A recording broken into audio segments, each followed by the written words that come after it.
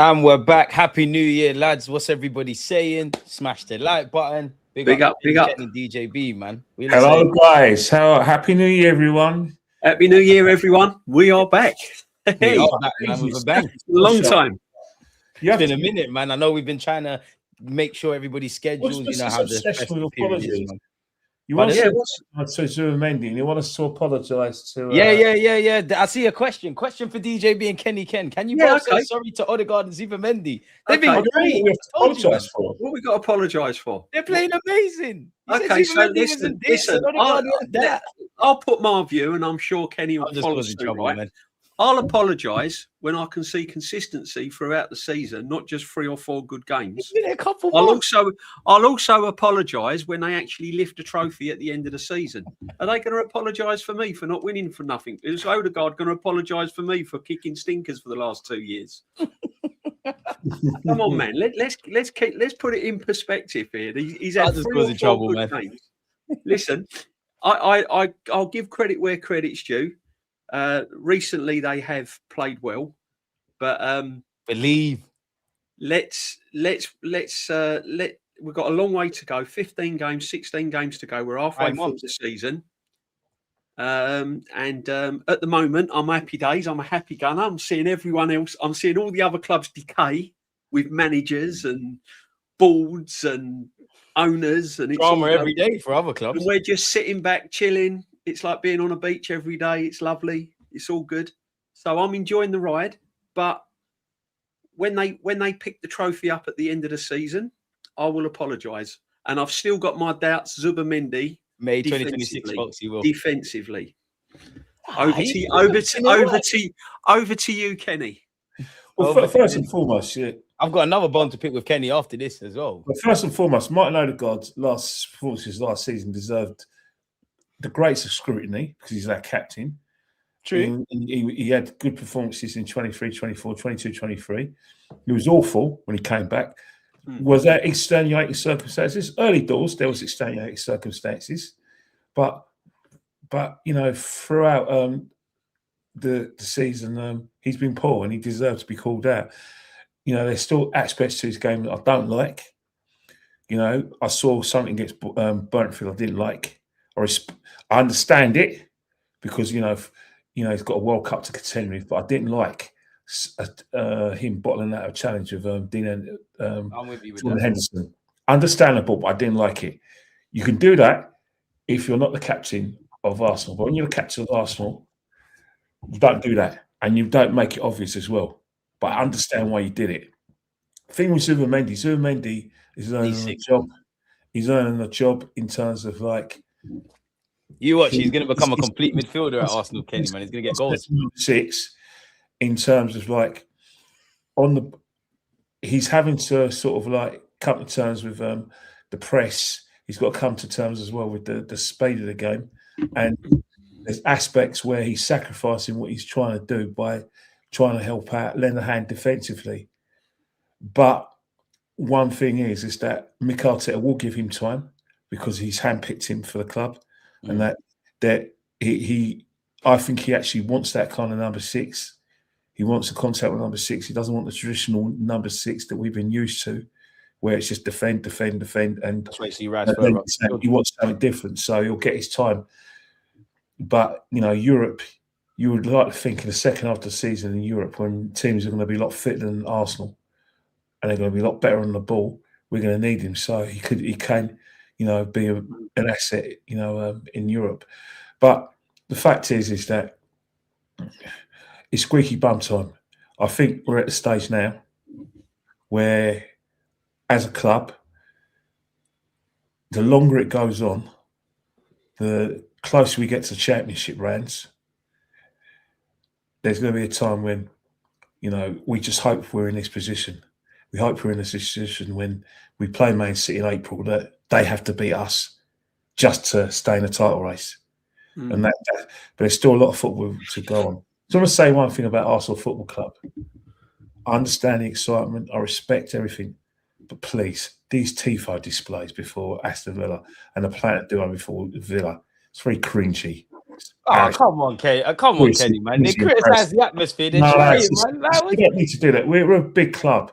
We're going on like we're going like we're one of the. Yeah, but you know Arsenal fans at the ground, man. You lot are match day going fans. I know, I don't need that. I don't need to do that. It's embarrassing. Kenny, isn't it? Stop on us tifo. Stop.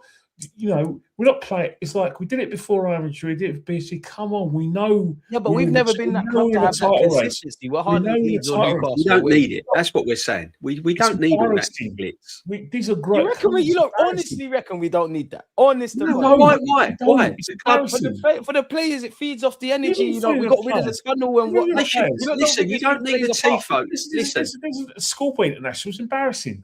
DG, you've played football. It's embarrassing. You don't need a flag and a tifo to get you going, do you? In a big game, I'm with for what it's worth. Right? They're professional football players. They don't need a tifo and that to get them going. Well, our atmosphere's always been dead, so I hear it. The atmosphere will be created by the performances on the football pitch.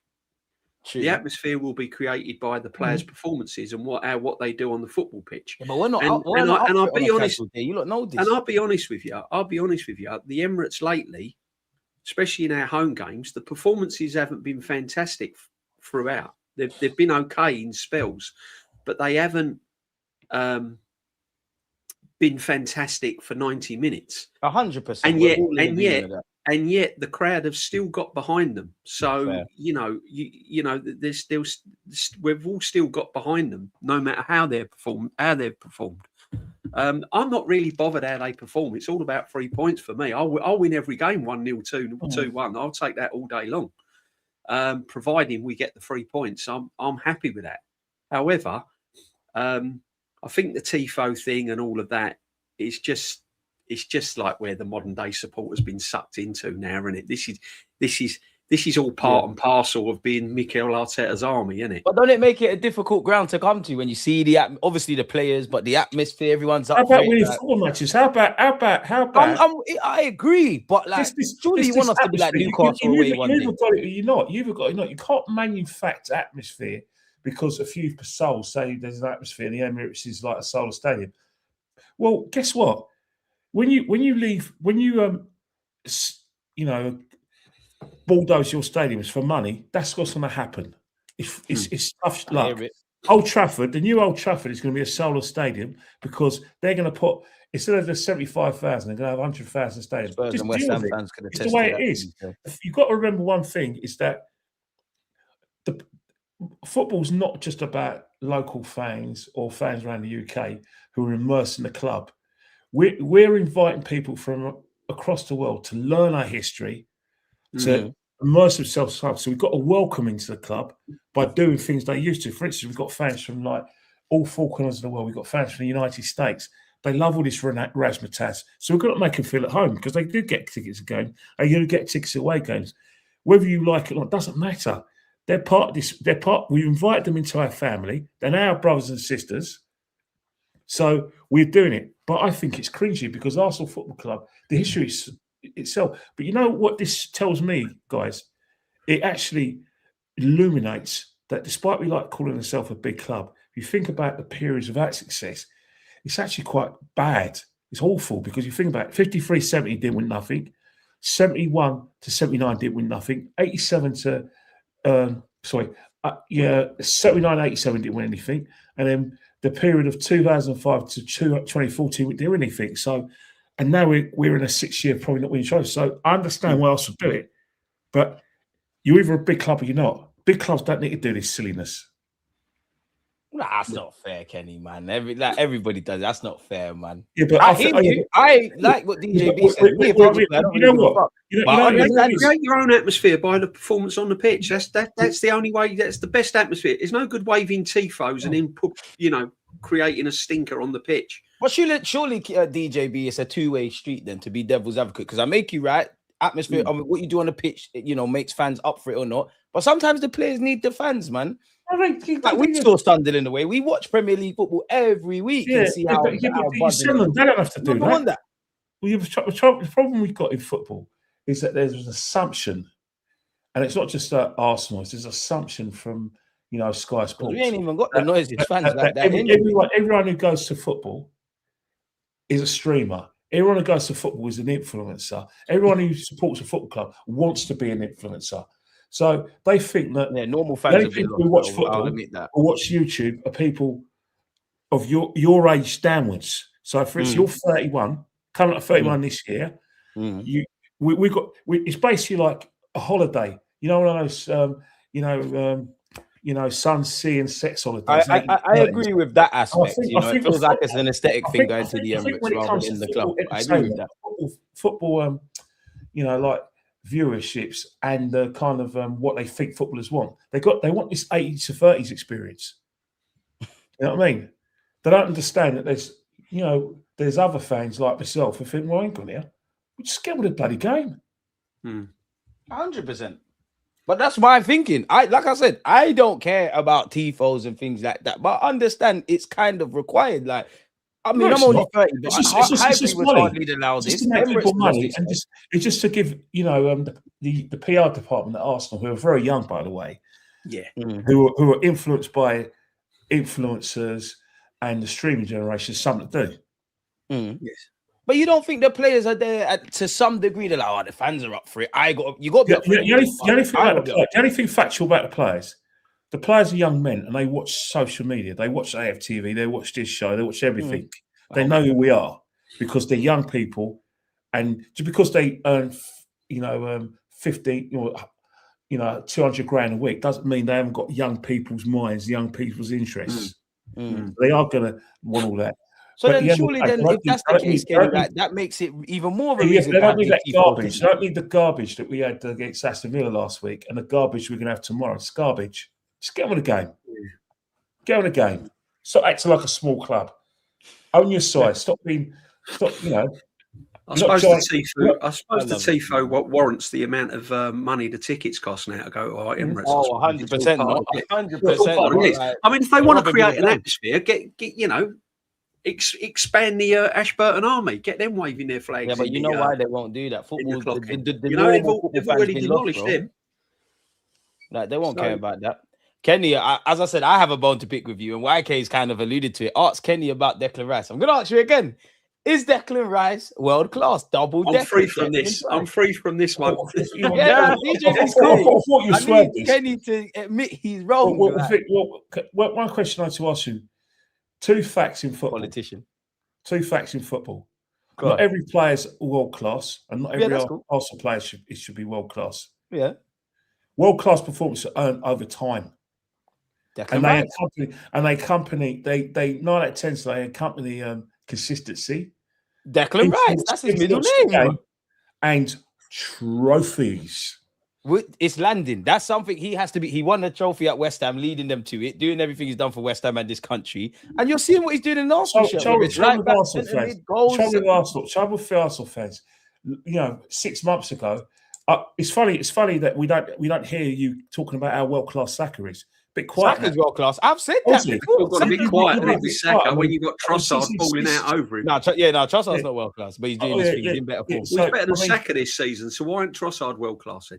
Because he ain't got that body of work that Saka has. I've said Saka's world class. Can you show me the body of work? Can you show me the 25 goals and 15 assists a season, please?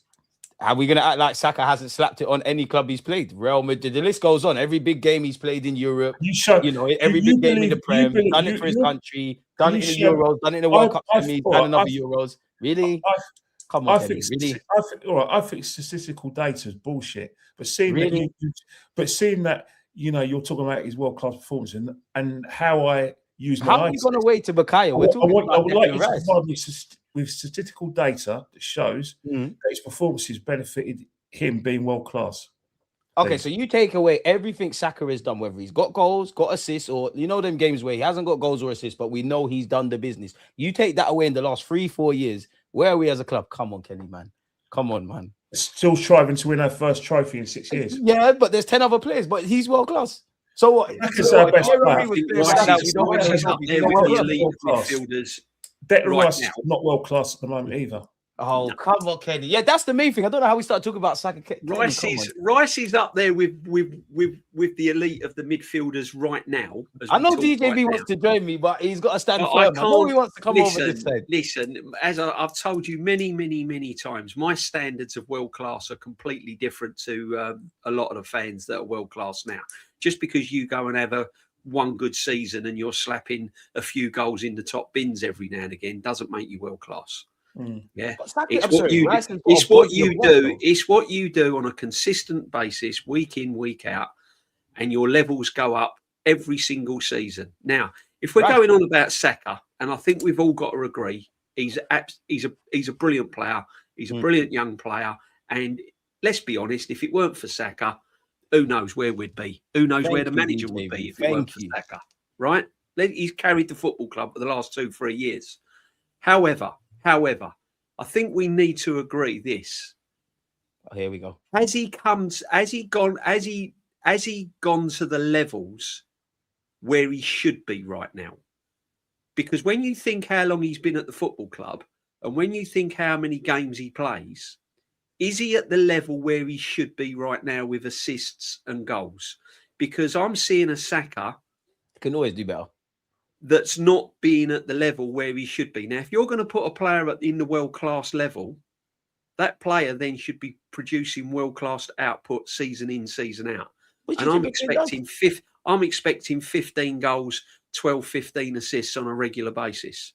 And he's not doing that. Look at his assists and his output and his goal scoring record this season. Yeah, but I'm sure back in the days, there's many a player that you lot hold in high esteem. They ain't got the numbers. Like, we can't just do the stats thing, being devil's advocate. Yeah, but okay. But what I'm trying to say is, has he come on the levels? Because I'm watching Trossard, and there is no way Trossard should be our best forward player this season. I agree with that. He's the man of the moment.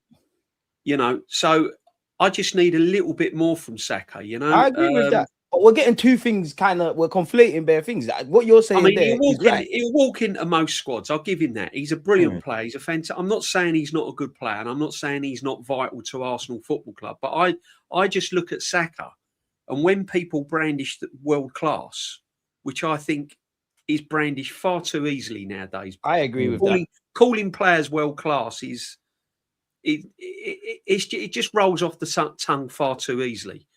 If you're going to put him in that then he's got to produce world-class numbers season in and season out. And this season,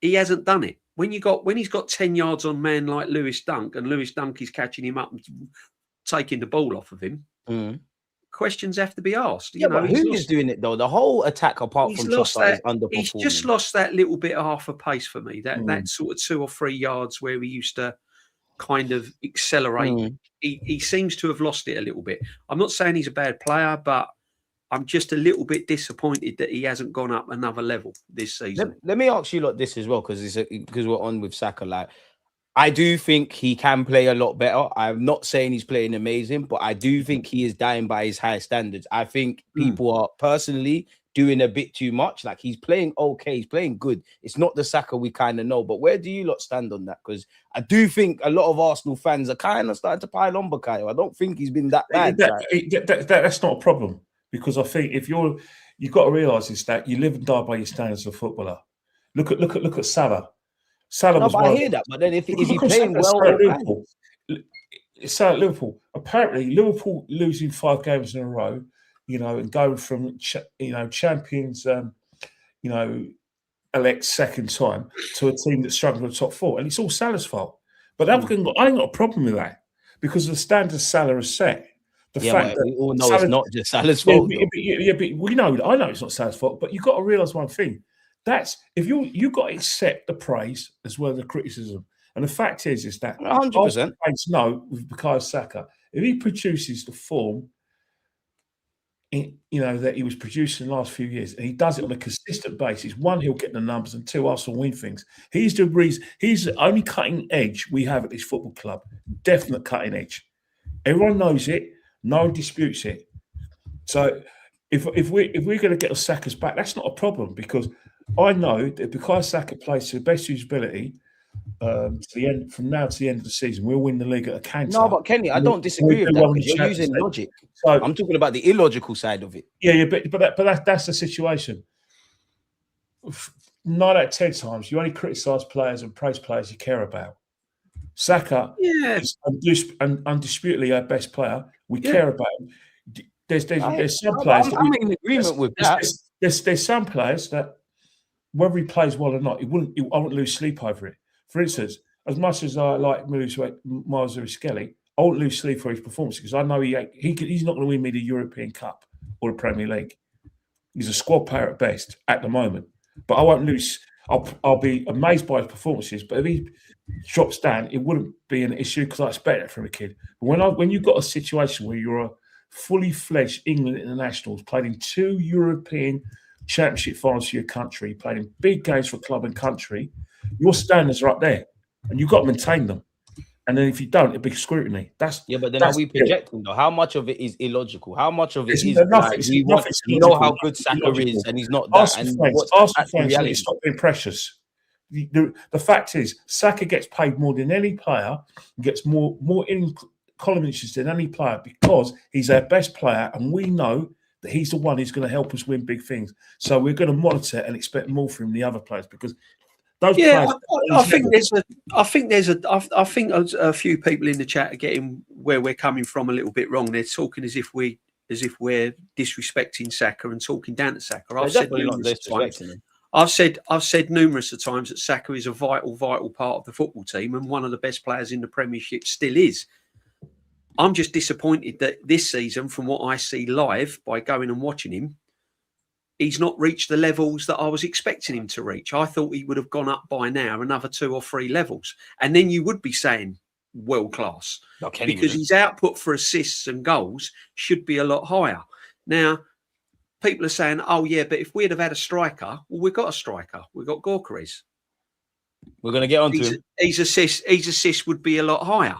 Now, I'm hearing stuff that Gyökeres is a space maker. He brings other players into the game. He does all of that, but we bought him here to score goals. Exactly. It's not what we paid £70 million for. We'll be doing that anyways. You know, his name scores higher in Scrabble than it does on the pitch. Do you know what I mean? Come on. We paid £70 million for the guy to score goals. We didn't pay £70 million for him to create space for other people. There's other players that do that. You know what I mean? Man. That's another thing as well on the Saka comment, DJB. Like, because you lot go to the games as well. Like, I'm watching it primarily on TV. You lot go to the games. Where do you lot stand on this whole Saka's greedy stuff? Because I feel that's one that's being thrown around as well. I think he's trying too hard. I think because of his form this season, he's not doing the easy things in certain situations, and I think he's trying too hard to impress sometimes. And sometimes it's that's letting him down.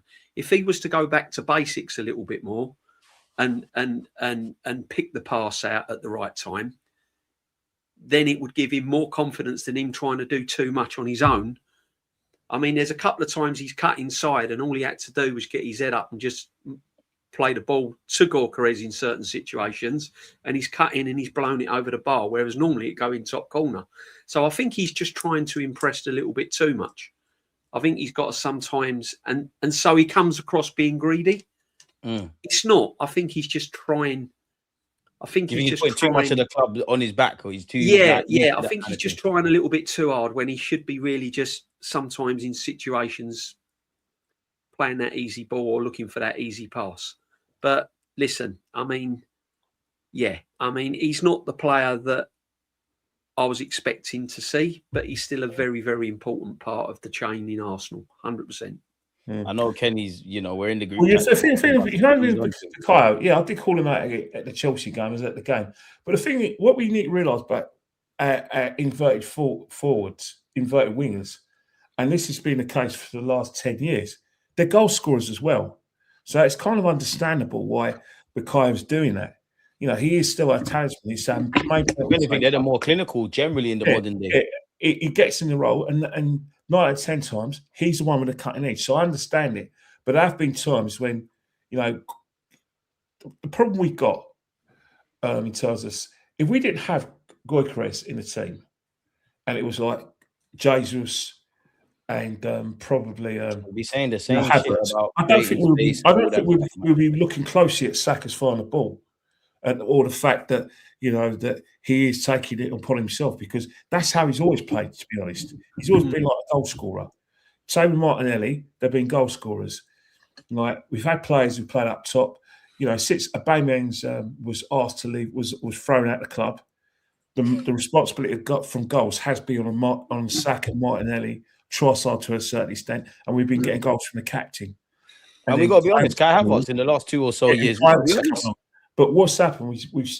We've kidded ourselves in saying last season, we talked to ourselves as fans into saying, if we got this striker, we're going to win things. We create so many chances. We this and that and that. And then what's happened? We get the striker, and the goals are not coming from. You had to be naive to believe it would just plug and play these players, because there's clearly a bit of an offensive tax that has to be applied to these guys. But try telling our fans that. Try telling our fans that, because we now don't want to hear that. Yeah, but try telling some of our fans that, because they thought that if Victor comes to the club, that Victor will score a glut of goals because he's an elite finisher, and he's an elite goal scorer, and blah blah blah. Hang on here, he's no Haaland, he's no Harry Kane, he's no Lewandowski, and he's no Mbappe. They would all struggle at Arsenal. They would score a lot more goals and a lot more individual brilliance. But if they can get 20 goals here, they might get 30 in the next. If you're elite, you could play anywhere. Harry Kane would do well with, because he's elite. Yeah, but you would at Bayern, you score 30, he would 20. Yeah, but Harry Kane, if you're elite, where you can fit into every stadium. Haaland's elite. That's why he fits into a Man City system. Haaland wouldn't be on 19 league goals in the Premier League if he was at our club. After they got rid of Aguero, he might be on 12 though. But after they got rid of Aguero and they're trying to promote Jesus, Pep was going through that false number 9. He's got someone who's elite, so he supersedes that. And Mbappe, when he goes, will go to Man City to score goals, he's elite. Harry Kane's elite, even though he's in his 30s, he's elite. Lewandowski, bits off the pace, but each time Gyökeres weren't with them. Victor Gyökeres is not elite, but we knew that. No, I know that, and you know it. But some of the fans didn't, who wanted him, who praised him. They didn't know that. I still back him all the way, but we knew that. But for me, there's more to come. Hey, how comes you're not asking me to do a celebration of Gyökeres? That's gone quiet as well, isn't it? Nah, it's landing. I'm still backing it. It ain't gone quiet. It's happening on Thursday. Hey, come on, what's happening? Where's all this? Where's this 25, 30 goals a season? I said he'd be lucky to get 15. I did say that with you, man. Come on, man. No, I was finding people at the beginning of the season. Now, you don't need to, Kenny. Kenny, we'll be shaking the bucket Thursday outside. What's that? For the Gyökeres celebration. Come on. No, but he's limited. He could give a lot more at another club. We've got to stop this mess and I'm backing him all the way. Facts, right? Look at the facts. And this ain't a dig at anyone, because as I said, we're top of the league. Man United are all over the place, and vice versa. So Chelsea have gone down the cliff. Right? So listen, but the facts of the matter is, we were told last season, all we need is the missing piece. The chances we create, all we need is a striker, right? Now, I know people ain't going to like this, but it's a fact. That's why he was chasing him for 2 seasons. He wanted Sesko because Sesko suits his system.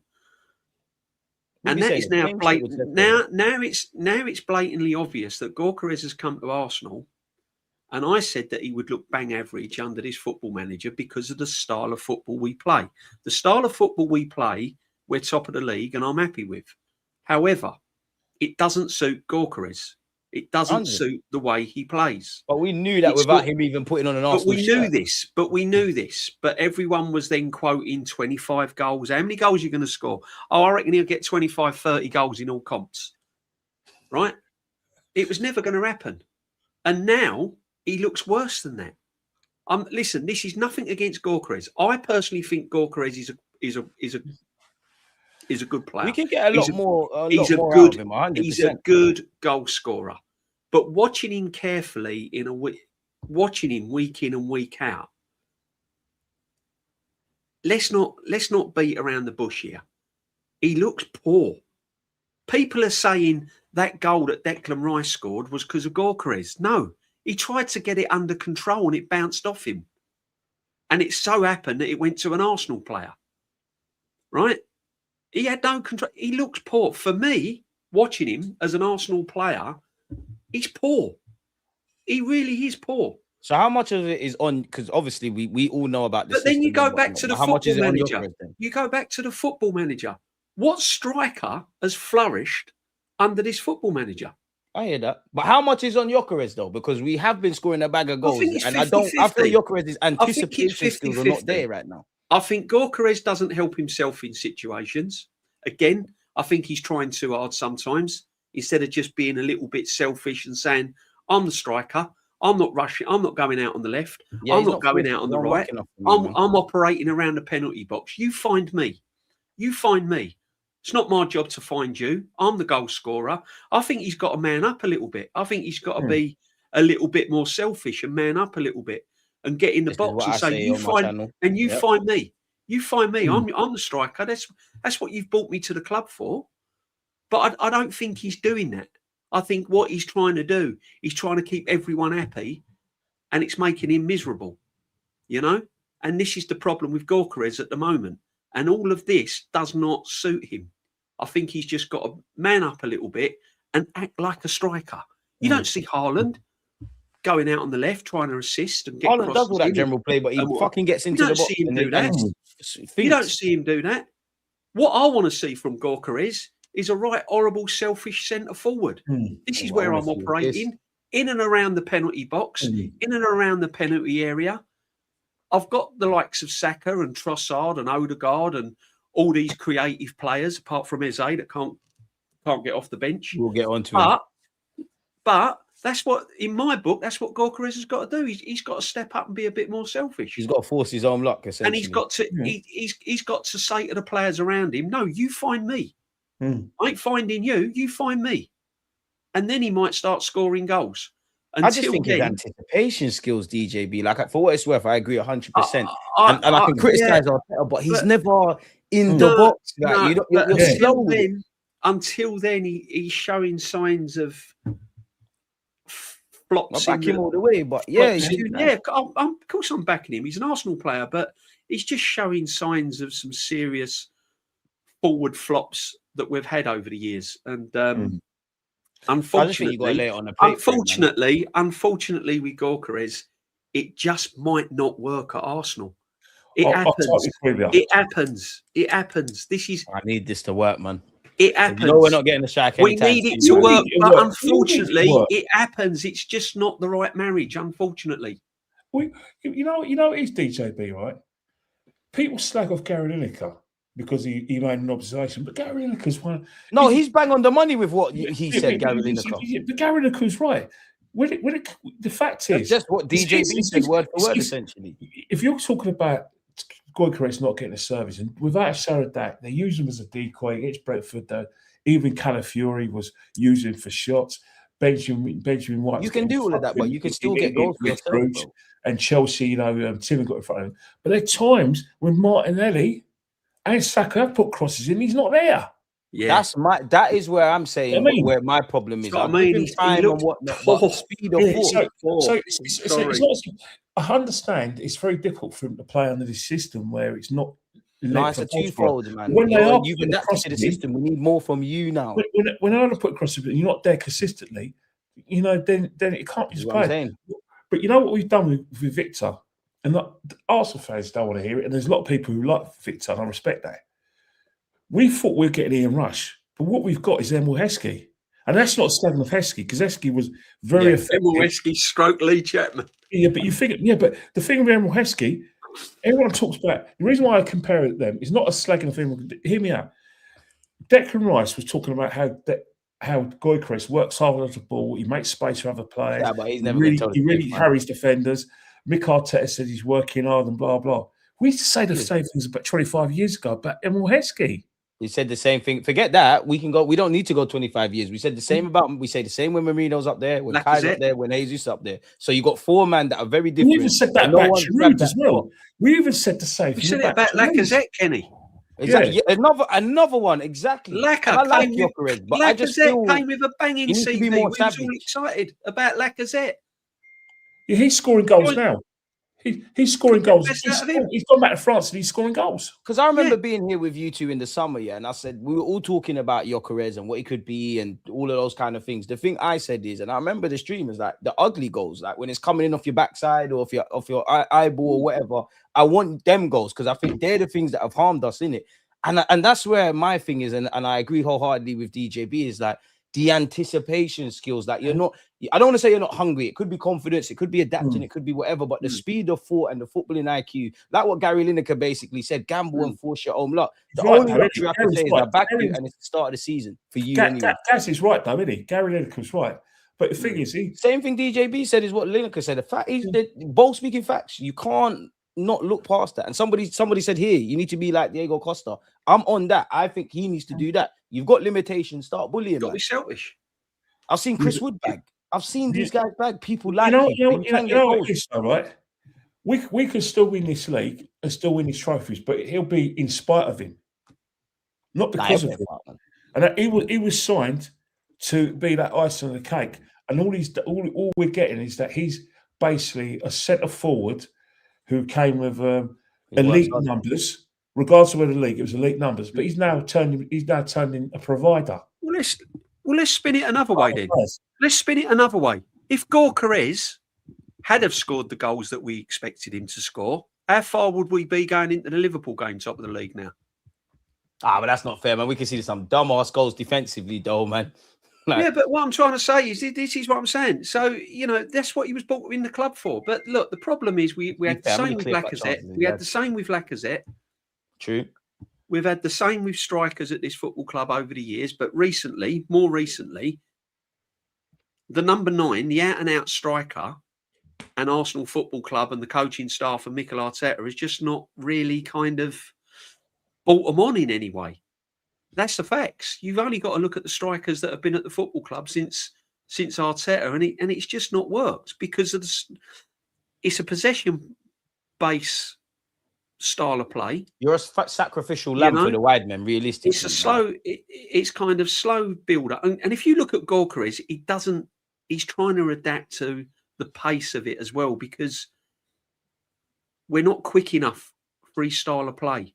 He's making runs and we're holding onto the ball sometimes. That to be fair, in the last game, we tried to find him a lot. That's why I'm. That 1-2 seconds a little bit too long, and he's made the run and he's not been picked out, and then it all breaks down. Then it gets passed sideways, and then he comes and checks back. Then he makes a run again, and he's looking for that ball, and then it gets checked back, and then it gets passed again, and then it's another couple of touches, and then and it all breaks down for him, and he just can't adapt to it. For me, it just might not work out at Arsenal Football Club for him. And it happens. You look at, Torres, he went from Liverpool to Chelsea. One of the best strikers in Europe. He did end up winning the champs, though. Shevchenko went to Chelsea. Shevchenko went to Chelsea. Just didn't happen. It's just, sometimes it just doesn't happen at a football club. For some unknown reason, players get signed and it just doesn't work out for them. You have to go to a club that suits you. And I think, because people talk about Salah, if you looked at Salah, when he was in Switzerland, excellent. He went to Chelsea. It didn't work out for him. All Kevin De Bruyne, but they went to clubs where it suited them, and they played a lot of $1 million. Salah went back to Italy. He was fantastic when he was at Florence and Roma. Went to Liverpool. It's worked out, of course, but obviously now it hasn't been his time, and he's he's become a whipping boy for Liverpool's poor performances because, what they gave him in terms of no defensive responsibilities, because it's not working out, they notice that he doesn't track back. But they knew this already. But, yeah, I think that's the thing with Victor. Again, people say, what about other players? Well, it's the beauty of the whole situation. The minute Arsenal fans heard we're getting Victor Gyökeres, it was kind of it had Mesut Ozil kind of themes. When we got Mesut Ozil from from Real Madrid, and everyone was excited. I felt the excitement when we got Gyökeres because everyone was saying, right, there's an announcement, he's going to get him. And then I remember phoning Lee Gunner in Spain and went, as soon as it happened, he actually answered the phone and said, "What's up, Ken?" I said, "Lee, wherever you are, get on that computer and do a reaction. We just bought Don't care where you are. Make sure you've got a computer with him. And he had his computer with him, but he was in Madrid that time. So you could tell from that excitement where everything's happened. But the situation is that I think as football fans, as Arsenal fans, we expected too much. And we forgot. But them expectations had to be misplaced. Like, they had to be misplaced. Like, I'm not going to write him off. I still think there's light at the end of the tunnel. My thing is, Gyökeres, I can cut you some excuses, but you need to control the controllables, Gyökeres, at the end of the day, whether this was the club for you or not, you signed in it. Arteta, whether you wanted Sesko or not, we all know. You know it, I know it, the chat know it. Yeah. You're not forward into this football club if he didn't sanction it. So there was some level of belief that this could work, innit? And it's only been 5 months, so I'll give you time. But I think we're going into scary territory when we talk about occupying centre-halves and working hard. And he does do all of that. But we wanted that. And the most important thing is goals. What do you lot think of this question as well, man? Because I was listening when I went downstairs to answer my door, and I left this question up. It said, but to play devil's advocate, if you have to run into the box 10 times and never got a cross in... You've got to keep on doing it. As a striker, you've got to keep on doing it. You have to keep on making runs because you're a striker. You have to keep on having a shot at goal because you're a striker. You have to keep on making those runs. You have to. Because that's your job. Yeah. Listen, we're all behind Gyökeres. I mean, I wanted Gyökeres at the football club. I was gassed when he signed for Arsenal. I still think he was the next best thing since Haaland around Europe, and his record shows it. He's not a bad player. I'm saying he's not. He's a good goal scorer. He knows where the goal is. He's scored a ton of goals. Oh yeah, it's only Farmers League. No, a striker scores no matter what league he's in. Right now. And Chris Wood and them man have scored in this league. What I think we're getting away from now is it's not quite working out for him as a striker. So now people are saying, now we've got the sort of narrative of, oh yeah, but look what he does for the team. Look what else he does for the team. Well, all of that should be there anyways. Hang on a minute. Havertz was doing that last season. Havertz was creating space, holding the ball up, bringing players into the game. Room for it. Technically, Havertz. Listen, I'm not a massive Havertz fan, but technically, he's a better player than Gyökeres. DJB, do you think that goal? Do you think like that is something that people unwarrant with Gyökeres because he's not the nicest of ballers, and I think anyone can see that. You can see that with his goals he scored at Sporting. Do you think that kind of filters into the criticism? Because Kai and them man are not really scoring goals like that, but they look a lot better. They're a lot sharper and whatnot. We all know Gyökeres is an ugly footballer. I think Gyökeres' style of play does not suit the way we play, whereas Havertz does because he drops off. He's technically got that first touch. He can bring players into the game. He allows the midfield to then start making runs beyond defenders and stuff like that. Whereas that's not Gyökeres' play. Gyökeres, you have a look at Sporting, and he was latching onto a lot of long balls. He was running into space. There was a lot of long balls over the top. It wasn't. The midfield was bypassed. Leeds at the Emirates, there was space. And it just doesn't work for him. But I want all this to stop. Oh yeah, but look what he does. Well, Havertz was doing it last season, and no one wanted him. Marino, they're all doing. They're all in the same realm. Marino was doing. Havertz was. Jesus does the same. There's players at the football club that can do exactly what Gyökeres is doing right now. Yeah. That's not what he was brought to the football and score goals. But I'm not too funny. They score goals and they get into positions. Now they're not. There's no way Jesus is better than Gyökeres as a striker. There's no way Havertz is better than him as a striker. There's certainly no way Mourinho's better as a striker. Not as a goal scorer. But they're better Arsenal players than him. Yeah, that's the difference. That is the difference. Arteta system players. Exactly. I was trying to say, Kenny, there's a difference between better Arsenal players and actually better players. If it suits, listen, Arteta's got his way of playing. Arteta's got tactically the way he wants to play.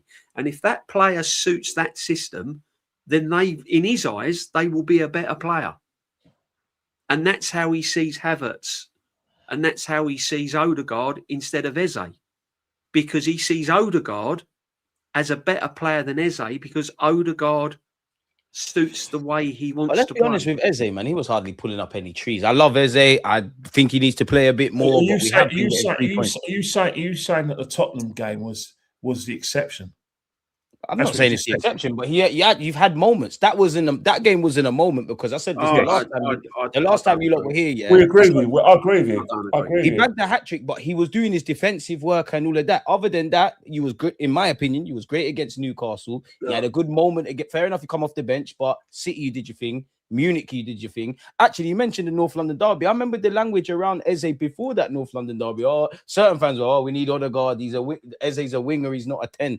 I don't think he can complain that you're on the bench. Now, my thing is, you've been anonymous. We ain't seen you for 3-4 games, but we have been getting 3 points. So everyone's individual stuff for me kind of comes secondary. If our form was like United's or Chelsea's and where Eze's not getting games, Wanyeri's not getting games, then I'd have issues. But we trying to win a league. Like everybody's personal opinions and their feelings about their lack of game time. For me, that shit is secondary right now. Totally agree. Can't deny it. You're spot on there. That's just how I look at it. But like, where you look at with Eze as well, man? Because we all love the guy, but yeah, not an Arsenal player. I mean, look, at the end of the day, you've only got to look at Eze, what he was doing at the Palace, right? You've only got to look at Eze as a player. Love for the super chat, my boy. You're telling me that Eze turns up at Arsenal and he cannot get any minutes at all in the last 4 games? I'm sorry, but for me, Eze, there's certain games Eze and Odegaard can play in the same team. 100%. When you're playing teams, when you've got certain teams at the Emirates, you don't need Declan Rice and Zubimendi in the same team. You can play with just one holding midfield player, and you can play with Eze in the 10. You can play with Odegaard in the 8. I've been saying it for time. There are games when you can let Odegaard and Eze play in the same team. Then you might get Gyökeres some goals. Eze does show. But he's not. But what I'm saying is, again, it comes down to what Mikel Arteta wants. And that's his plan A. That's what gets him through. That's what's going to get him through to hopefully win trophies. And it ain't going to budge. But he could do. There are definitely certain games where Eze and Odegaard can play. If you can't accommodate a player like Eze at a club like Arsenal, then you've got to, I'm sorry, whether you like it or not, you have to ask the questions. Do you think it's because of Trossard's form why we ain't seen Eze? Because obviously Trossard's been locking down. He played. Sorry, Kenny, but he played Trossard on the left and played. Yeah, but we know Eze would have played off the left with Odegaard. That's what we know. That's what Arteta He's not a left winger. He's not. Yeah, I'm not disagreeing, but we know that's their way of getting them both in the team. Surely, yeah, but you can't put a square peg round a round hole because we paid £60-something million for him. Either fits the messenger, man. I'm just saying we saw this. Or he waits his turn, and if there's a significant injury, he gets a game. You can't just. He's a number 10, but the number 10 that we have at the moment is playing better than him, deserves his place. Mm-hmm. But you two are not listen, you two are not, you lot are the furthest thing from stupid football fans, yeah? You're not wrong, but we all know Gyökeres had to do a madness for him to stay in that number 9. Eze would have had to do a madness to be in that. And I said that 11. On the last stream, I think. He's unlucky. Yeah, but Eze's unlucky.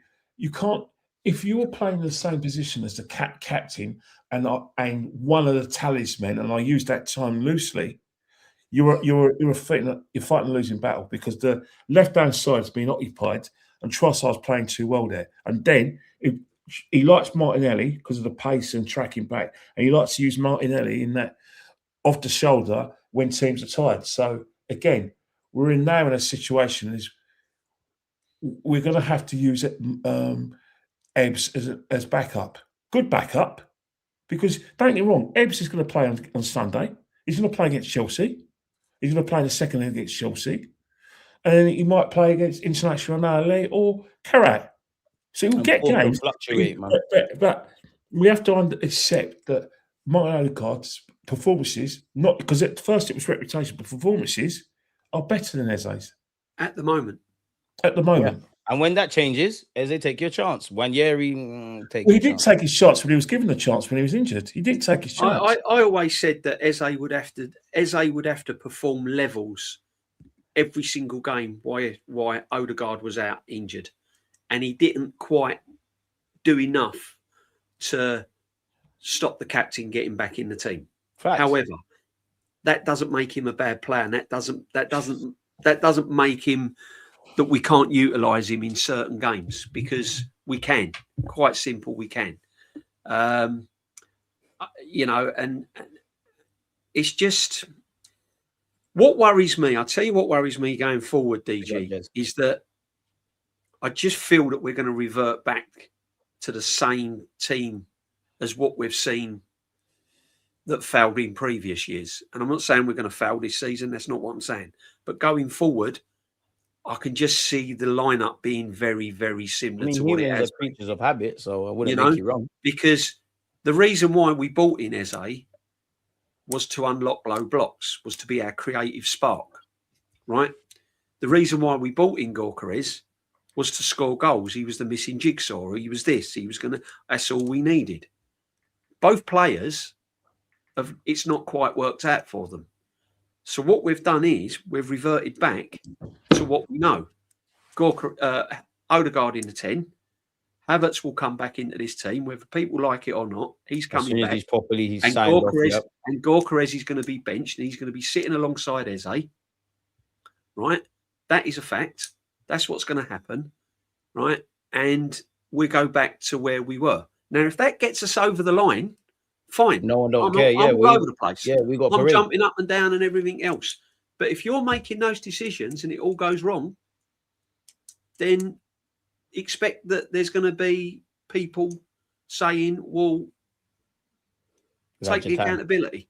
So that's would you not make it this as well, DJB, while you're there? Because like some are saying, and Arteta did say, I think it's a bit of a cop out, but he's managing Eze's workload because he's played more minutes than he would have. He's not. No. It's quite simple that Eze can't get in the team because of Odegaard. Let's be honest. Let's be honest here. We've all watched football. The reason why Eze can't get in the team is because of Odegaard. I just can't believe that guy can't get any minutes at all when we're cruising in a match. We're 3-0 up. We're cruising. And he still can't get on the. You can say the same for Ethan. You know, Ethan's not getting minutes because we knew he was the easiest to leave.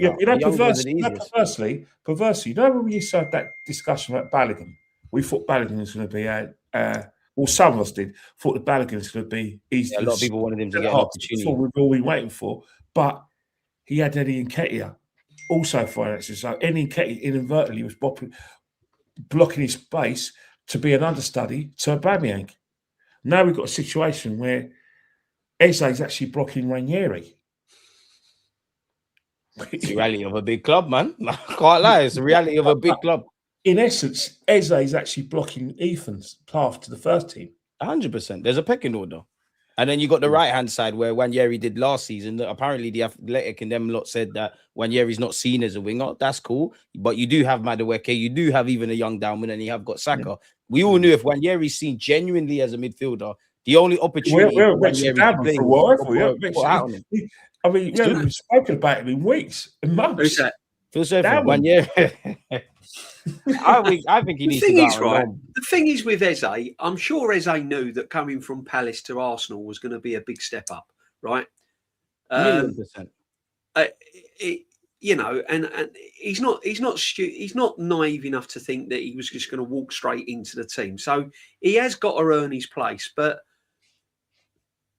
I think, as I said, in certain games, Eze and Odegaard in the same team, for me, would be something different and would look okay. And there are certain games there are certain games we can play that in because but it's not going to happen. But yeah, it is unfortunate with Eze. I mean, he's sticking by Odegaard. He's sticking. The reason why he's sticking by Gyökeres is not because he brings something different to the team. It's because Havertz ain't fully fit yet, and he don't trust Jesus for 90 minutes. Right, that's the main reason. Right. Another thing as well, whether you like it or not, everyone has an input. If you buy a big player, then the vested interests in terms of like stakeholders, i.e. sporting directors and maybe members of the board will prefer it if that guy plays because you've got to justify the spending, innit? You only have to look at the situation with I know factually that Jose Mourinho and Abramovich fell out because of his use of Zinchenko. He's the main. You bought this big star. He's not getting games. That although it's not a defiance to the sporting director or as an owner, they will see it as, well, hang on, it's a waste of our money. Why don't you play him? It's the same with Kepa Arrizabalaga at Chelsea. You know, they bought Mendy, Big Frank, and obviously Tuchel played him. But Big Frank and Tuchel fell out with Greta Skyer because she spent £72 million and the next best thing is a goalkeeper in Kepa Arrizabalaga. Yeah, you've got to justify that. Mendy was better. And coincidence, Kepa Arrizabalaga, the £72 million is now number 2 at Arsenal. Just shows you how football goes. What goes up must come down. It just shows you how political football is as well. Yeah, but I think the same thing's going with the situation with Victor. If Arteta was to drop Victor, then that's not a good look on a sporting director who basically stuck 2 fingers up to Šeško and Leipzig and said, went all out to get Victor because that's what the fans wanted. Mm. But then either way, you're kind of damned if you do, damned if you don't. Because what you signed Kai Havertz for a lot of money, you signed Gyökeres. I think. Do you know what? To be fair, that's a go right though. It's a go right there. Yeah, no. I agree. I agree. All you got to do is have one good season or a couple in any league. Then all of a sudden the noughts and your the same happens with young players. If you make your debut at 16, 17, you're automatically getting bought for 50 million because you've got potential to be a great kind of player tomorrow, sort of thing. Yeah, man, it makes sense. It makes sense.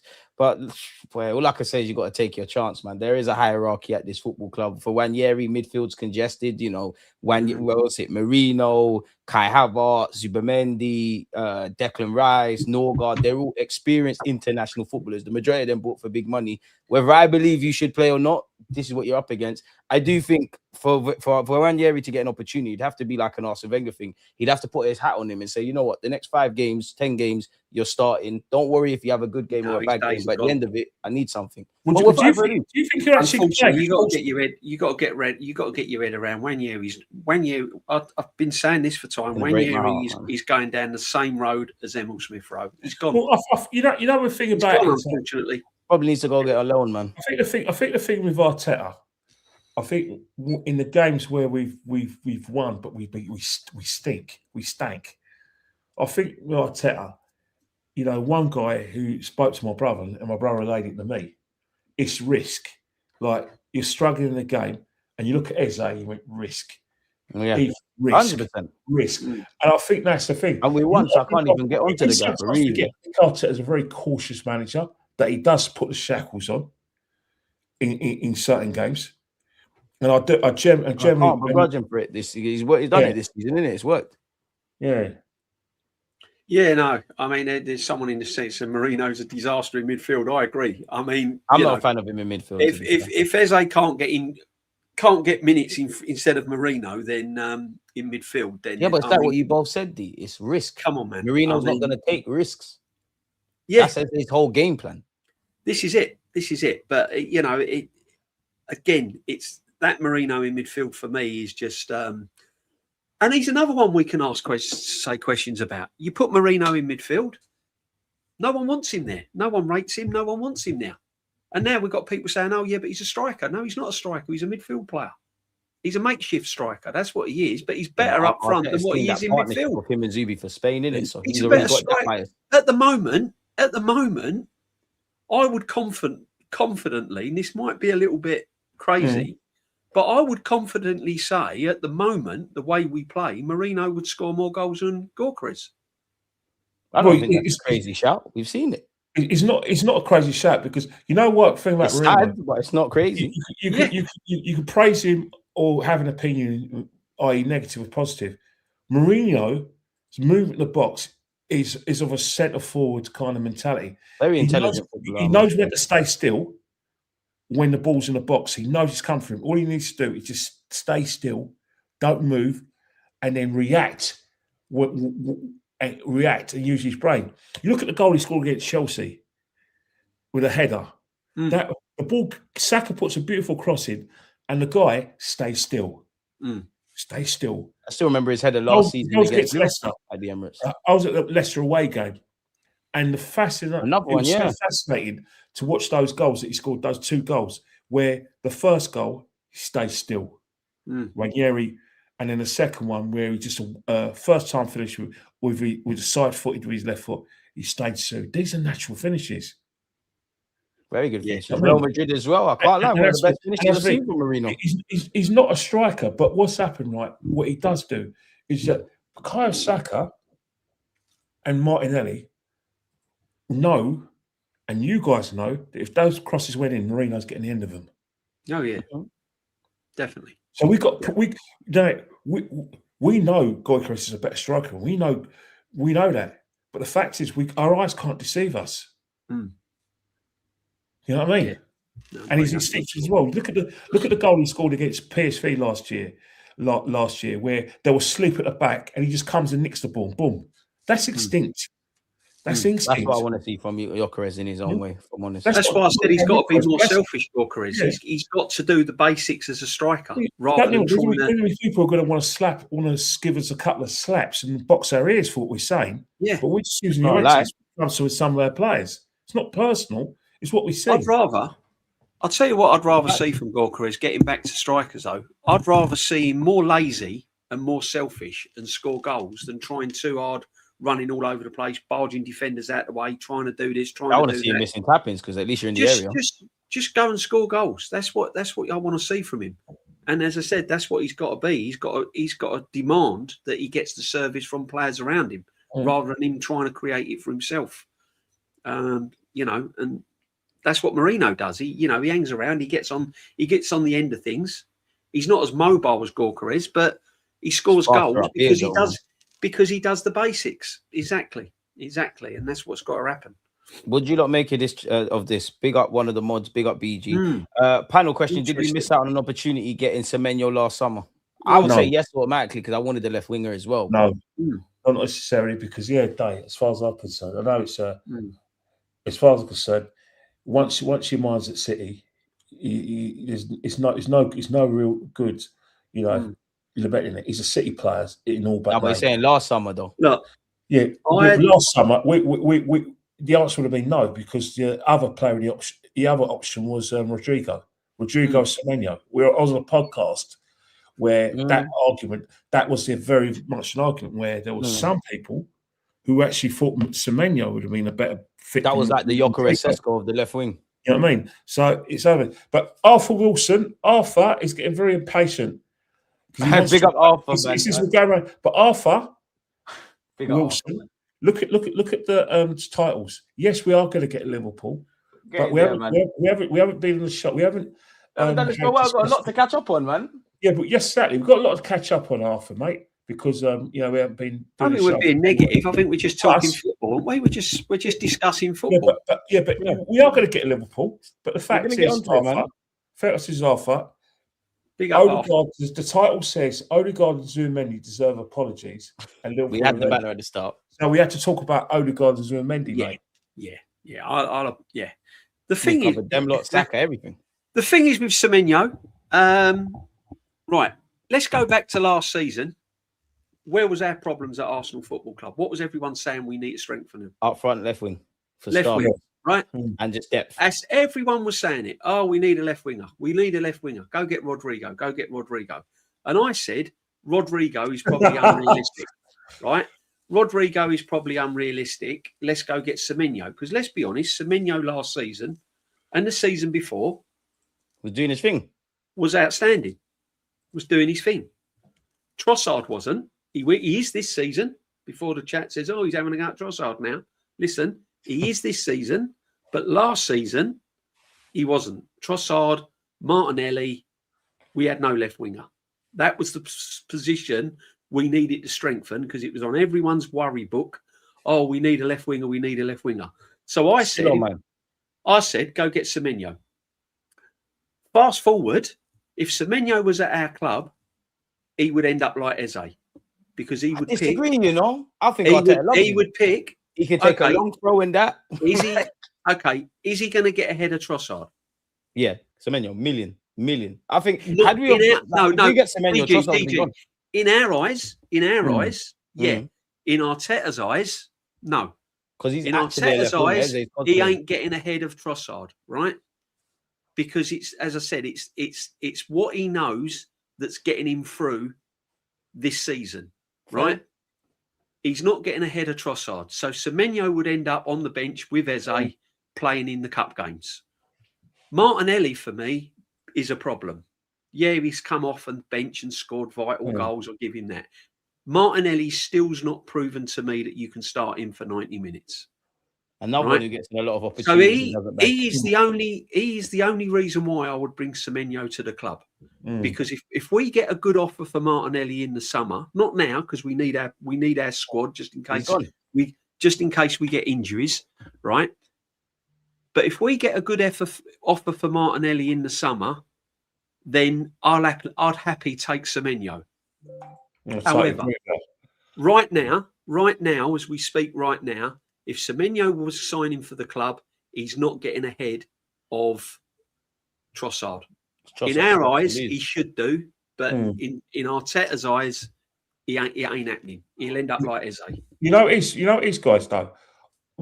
This summer, regardless of how well Trossard does and what we win, and I think that we have got a very good chance of winning things, particularly the league. Just because you won the league doesn't mean you've got to stay. You can't change things. You still got to make yourself. Because you still find a way to retain that, man. You still, or any trophy we win, we've still got to retain that trophy. So you still got to freshen things out. It's still got to be 2 in and 2 out. So the left side is left forward or left winger. That's still an issue that we've got to get. Still a problem. Regardless of whether Semenyo's available or not, we still got to make that our priority. I think Trossard and Jesus will be gone. I don't think we'll sell Martinelli. Trossard might be gone. Martinelli may be gone. So we still have to make that our priority. So whatever happens this season, win nothing or win things, we still got to freshen things up. There will be some outgoings in the summer. There will be some big names going this summer. I think Jesus and Trossard. We have to buy when we're strong. You know, as Alan Hansen used to say on the Match of the Day, when, under Bob Paisley, because I think when you think about the old Liverpool teams, obviously before your time, but I think your parents, DG, will talk about Liverpool sides of the 70s and 80s. The Liverpool sides I didn't really pay much attention to Shankly because I was probably too young for Shankly, but I felt that Bill Shankly was too loyal to the Liverpool squad and he let them get old together, whilst Paisley 2 in, 2 out every season for those 8 years between 75 and 83. And that's why Liverpool at the top and stayed at the top. And I think Arsenal need to do that. Bit like, because you can't, because you know what they say, Kenny, when you're at the top, they're always down. They grow old together.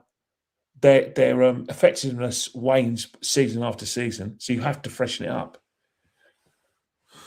Would you not sell Trossard though? If provide, let's just assume. I know it's naive, but let's just assume he's 40 million for him. I'll take it. Yeah, next season I would. 40 million, I'll take it. Absolutely. I've been asking everyone on my live streams that. Fair enough.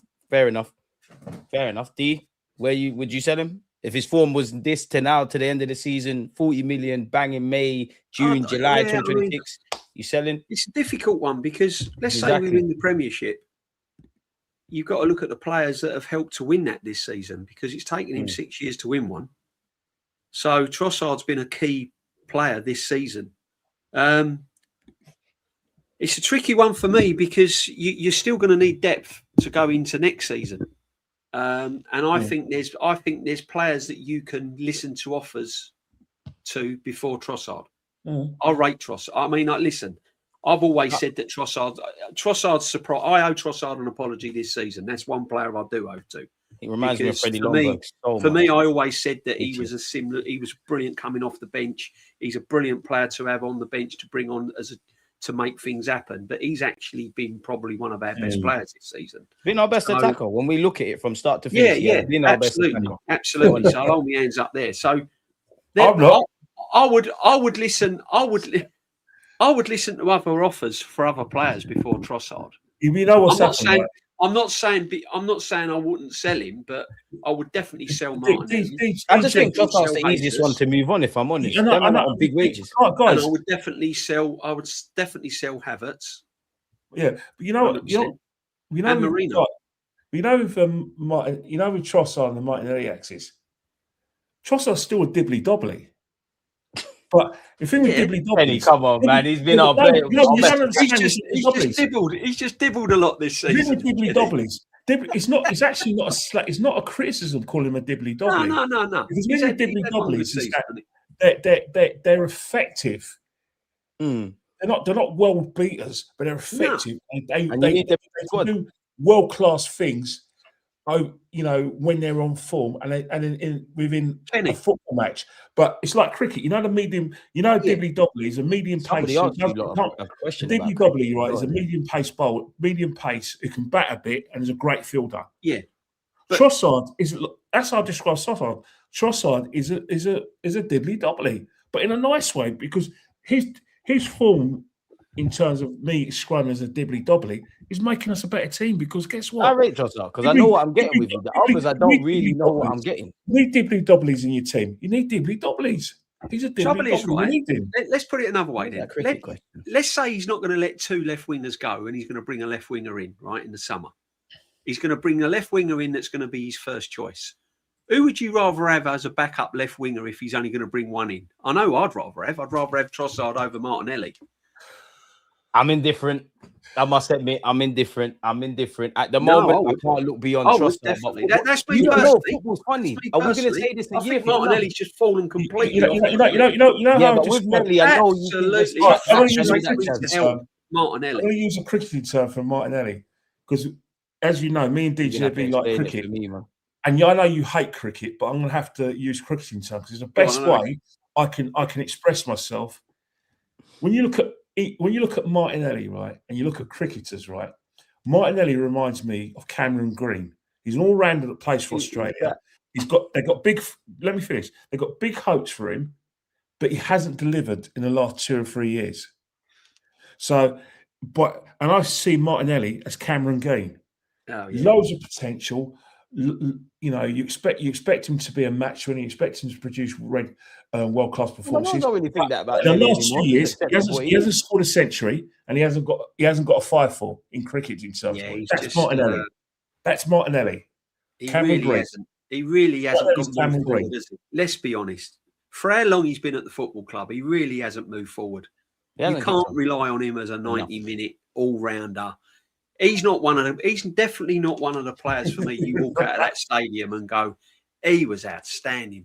He was just magnificent. We'll have his moments, but yeah, man. He'll have his moments, but you can't have that because once you accept Nelly for what he is, life is easy. If we win trophies this season, that's job done. But next season, as Liverpool have proven, is the hardest. You can't rest on your lot. But even that, though, you suddenly we can't drop sell off them, or we could be like them. You suddenly drop off next season. If we do win the Premier League, change things too much, Slot. So yeah, that's what I'm saying. That's why I keep basic players like Trossard. You see what Slot's done at Liverpool. Diaz. When you're at top, it's got to be evolutionary. He's gone for a revolution. In terms of players, and it's not revolutionised the key parts. Right back's a mess, centre midfield's a mess, and then obviously up front, they're all playing. He spent nearly half a billion £400 million quid, man. £500 million to revolutionise a side that just won the league. Yeah, they'll come good again next season. I mean, they're on 8 games unbeaten at the moment. What are they on? 8 games unbeaten at the moment? Are they true figures or false figures? Because they play us tomorrow. Yeah, that's going to be a test of their credentials tomorrow. Goes out the window. Arthur, where are you? We're getting on to Liverpool now. We're getting on to Liverpool, but just before Liverpool, Jared asks, Kenny, who do you think will win the Cricket World Cup this year? You lot are the cricket dons. I don't know all about that. I think it's between New Zealand and India. I think New Zealand moving themselves. If I was to name one, New Zealand. To all my cousins in the Indian subcontinent, I love you like brothers, but the BCCI will basically rig this tournament so India gets to the final and win it. They're rigging this tournament so it'll be an India-Australia final. Is England or the West Indies in it? Any of them teams in it? BCCI and the ICC want 2 big teams in the final. Nah, fuck it. England or the West Indies. That's my teams then. I won't watch a damn bit of it, but come on, England and the West Indies. I think New Zealand and India will get to the final, and I think India will win white ball cricket. South Africa are prioritising. Yeah, they are prioritising. They are prioritising T20, and it is their time. However, I do think that New Zealand and India are probably slightly stronger than South Africa, but you can never rule out the Aussies. No, never rule out the Aussies, man. Ever. Martinelli's the worst player. And even DG knows the Aussies are good at cricket. I didn't know that, but I'm going to pretend I did. I'm so baffled. I swear your dad used to love watching West Indies cricket. That's my granddad's thing, man. Like, my dad and my granddad, that's them. I just find it boring. Like, I didn't mind playing it every now and again in school, but you're a Philistine. You're a Philistine, mate. I don't know how you lot get into you're it. A Philistine. It looks fun to be there, like at Lords. It looks fun to be there, make a day of it, but watching it, I'll leave it to you lot, man. I'll just link up with you lot when it comes to football. The sports that actually matter, man. I don't. England toured New Zealand, Sri Lanka in January, and after the tour of Sri Lanka, it's going to be the T20 World Cup in India and Sri Lanka, and Bangladesh are refusing to play games in India. So I've given you a head start. Yep, thanks. Jam. I mean, I'm just so interested in Arsenal. I don't have time for that, man. But you know what? In honor of Arthur, let's get into Liverpool. Now, obviously, we got a decent point. Before we get into Liverpool just slightly, what did you lot make of the points gap? Like, do you take any pride from this? Is it too early to get to be looking at the table? I mean, look, it's I mean, look, I gotta put my charger. I'm gonna be real. It's in our hands. It's ours. I think it's ours to lose. If you look at the fixtures we've got coming up, I think Liverpool, Man United. If we get through January and we're 6 points clear, then my levels of believing will go up a little bit higher. If we get to March, go up higher again. But there's still a long way to go. There's still a lot of things that can happen. And if Man City play before us and beat Brighton, they're only 3 points behind us. This terrible, awful crap Man City team, according to a lot of people, dreadful Man City team, will only be 3 points behind the best team in the world, according to some people. So if you look at it like that, it's nothing. 6 points ain't any. It can easily be turned around. Definitely in January. There's 5 months of football. So we've just got to keep it going. I said this the other day. I don't see us losing many games at home. In fact, I don't see us losing any games at home, and I see us drawing very, very minimum. Can I ask you a question, DG? When you finished, right? Yeah. I'm sorry. I think, but I know you're going to say, is Aston Villa still in it? Are Aston Villa in the title race? Yeah, of course they are. Any team that's hovering around there, will feel that they've got a chance of winning. Let's reverse it, Kenny. Yeah. If Arsenal was where Aston Villa is, you wouldn't be writing us off, would you? No, I wouldn't. You wouldn't be writing us off. You would still think that we had a chance. The goal difference. The goal difference is going to be. Yeah, but that's the thing that scares me. That's why I'm so critical on us getting back to those standards defensively. We were good. Yeah, but DG, we've been saying this all season, though, haven't we? Our final. I'm with you. I still don't think our attack this season has been dynamite. I still think it's been patchy, and I still think it's been a bit hit and miss. Facts. Football's decided in both ends, so we need to cut the gears in both of them. We need to step that up, but I don't think we're going to lose many home. I don't think we're going to lose a home game. I think most of our away games are winnable, and if we show you made of our away form as well when you finished again, it's been bitty, isn't it? It's been panic stations, isn't it? Finally, someone agrees with me. It's not been comfortable. But listen, I'm just taking it game by game, month by month, and seeing where we are. I'm not there yet. I'm confident, but I'm not there yet. I'm just keeping a level because we've been here before. Injuries can happen. On the last day of the season a couple of years ago. Injuries can happen, and Arteta can do a bit of madness at the wrong time, and then it's all caves in. So we're just gonna keep it level, keep it real, and let's just see where we are. So how much of it? Go on, Kenny. Another thing as well is that one of the things that we got to praise about this league is his integrity. Oh, it's one thing you can never say. That this league, what I meant is that the integrity of the teams in this league. Wait. What do you mean by teams? That the players out there? What I'm trying to say is that there's no give-me's in this league. 100%. For instance, Arsenal are not going to be giving gifts. No, their teams are going to make it bloody hard for us to win this league. You know, I was on Jez's show yesterday, and everyone was talking about quadruples. I was comparing it with, other countries. I hope we can win that, but fans, calm down. But I think one of the reasons why it's so hard to win the league in this country, and it's so hard to do the quadruple, which includes the Champions League, is because of the integrity of the Champions League. That there's some bloody good teams in there who. And like you keep saying, Kenny, them lot are when you get to the business end, them lot are kind of fresh and whatnot.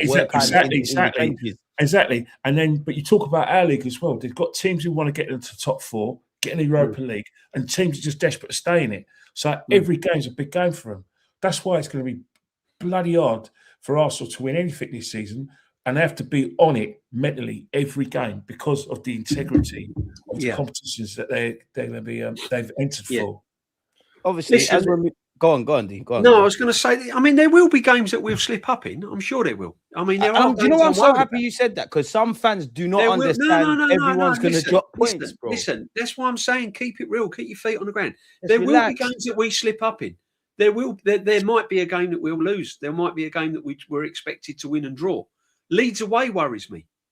100%. Any away game, like them kind of games. Leeds away is a very similar game to Wolves was one of our toughest games this season already. Now, people are going on about Man City this, Man City that, but we drew against Sunderland as well. We also drew against 10-men Chelsea. Right? Facts. So, let's not get carried away. What I'm trying to say is we're in a good position. We're in a good position. However, we've seen it many, many times. That's why we've not won anything. And the reason why we haven't won anything is because at vital moments in vital games, we've got it wrong. And that would you not make of this as well, D and Kenny? Would you not make of this as well? Like, do you think the fact that obviously City and Brighton are playing today, we'll know exactly where we kind of stand tomorrow? Do you think that plays any part, or do you think both teams are kind of past watching each other at least until like the Marches and Aprils and that? You know what? Officially, they're going to say we've got to concentrate on what we do, and that's standard. Of course, you've got to concentrate on what you do, but I can only go by Joey Cole. When he in 2004, when he went to Chelsea his first season, whenever Chelsea used to win a game and he used to be so happy, he did used to look at Arsenal's results and he went, "Oh bloody!" And his face used to fall to the ground because they'd done the work, but Arsenal kept winning. So without a shadow of that, of course Arsenal are going to look at Man City. Of course, Arsenal players would give him fist pumps when Sunderland put in a worldie against them defensively. And Chelsea had a worldie set and half against them. So, of course, we're going to do it. It's a human. They are going to respect City, and they are going to see them as their competitors. Like Dominic Szoboszlai, I shake his hand. I don't think he's wrong, because they are the champions. I like that attitude, because the simple reason is that shows the integrity of this league. But I just want to say, my brother's just sent me something, and sad times. Just heard that the ex-Tottenham player, and we know we're all football fans and we're all cousins, ex-Tottenham player Martin Chivers, England international, and one of Tottenham's greatest strikers, has died today. R.I.P. man, that's shit news to hear. And Martin Chivers, I just want to say R.I.P. Martin Rest Chivers. in peace, man. Thoughts with your family. But when you talk about Dominic Szoboszlai, that actually gives it a bit of needle. I love this, because his words are so... That's Liverpool in a nutshell. Liverpool, regardless of where they are, they still think that they're the best team in the world or in England. Don't think they're just going to turn up and be... If any Arsenal fan, if you think Liverpool have been shit at any point this season, don't think that Liverpool's turning up tomorrow. This ain't a party.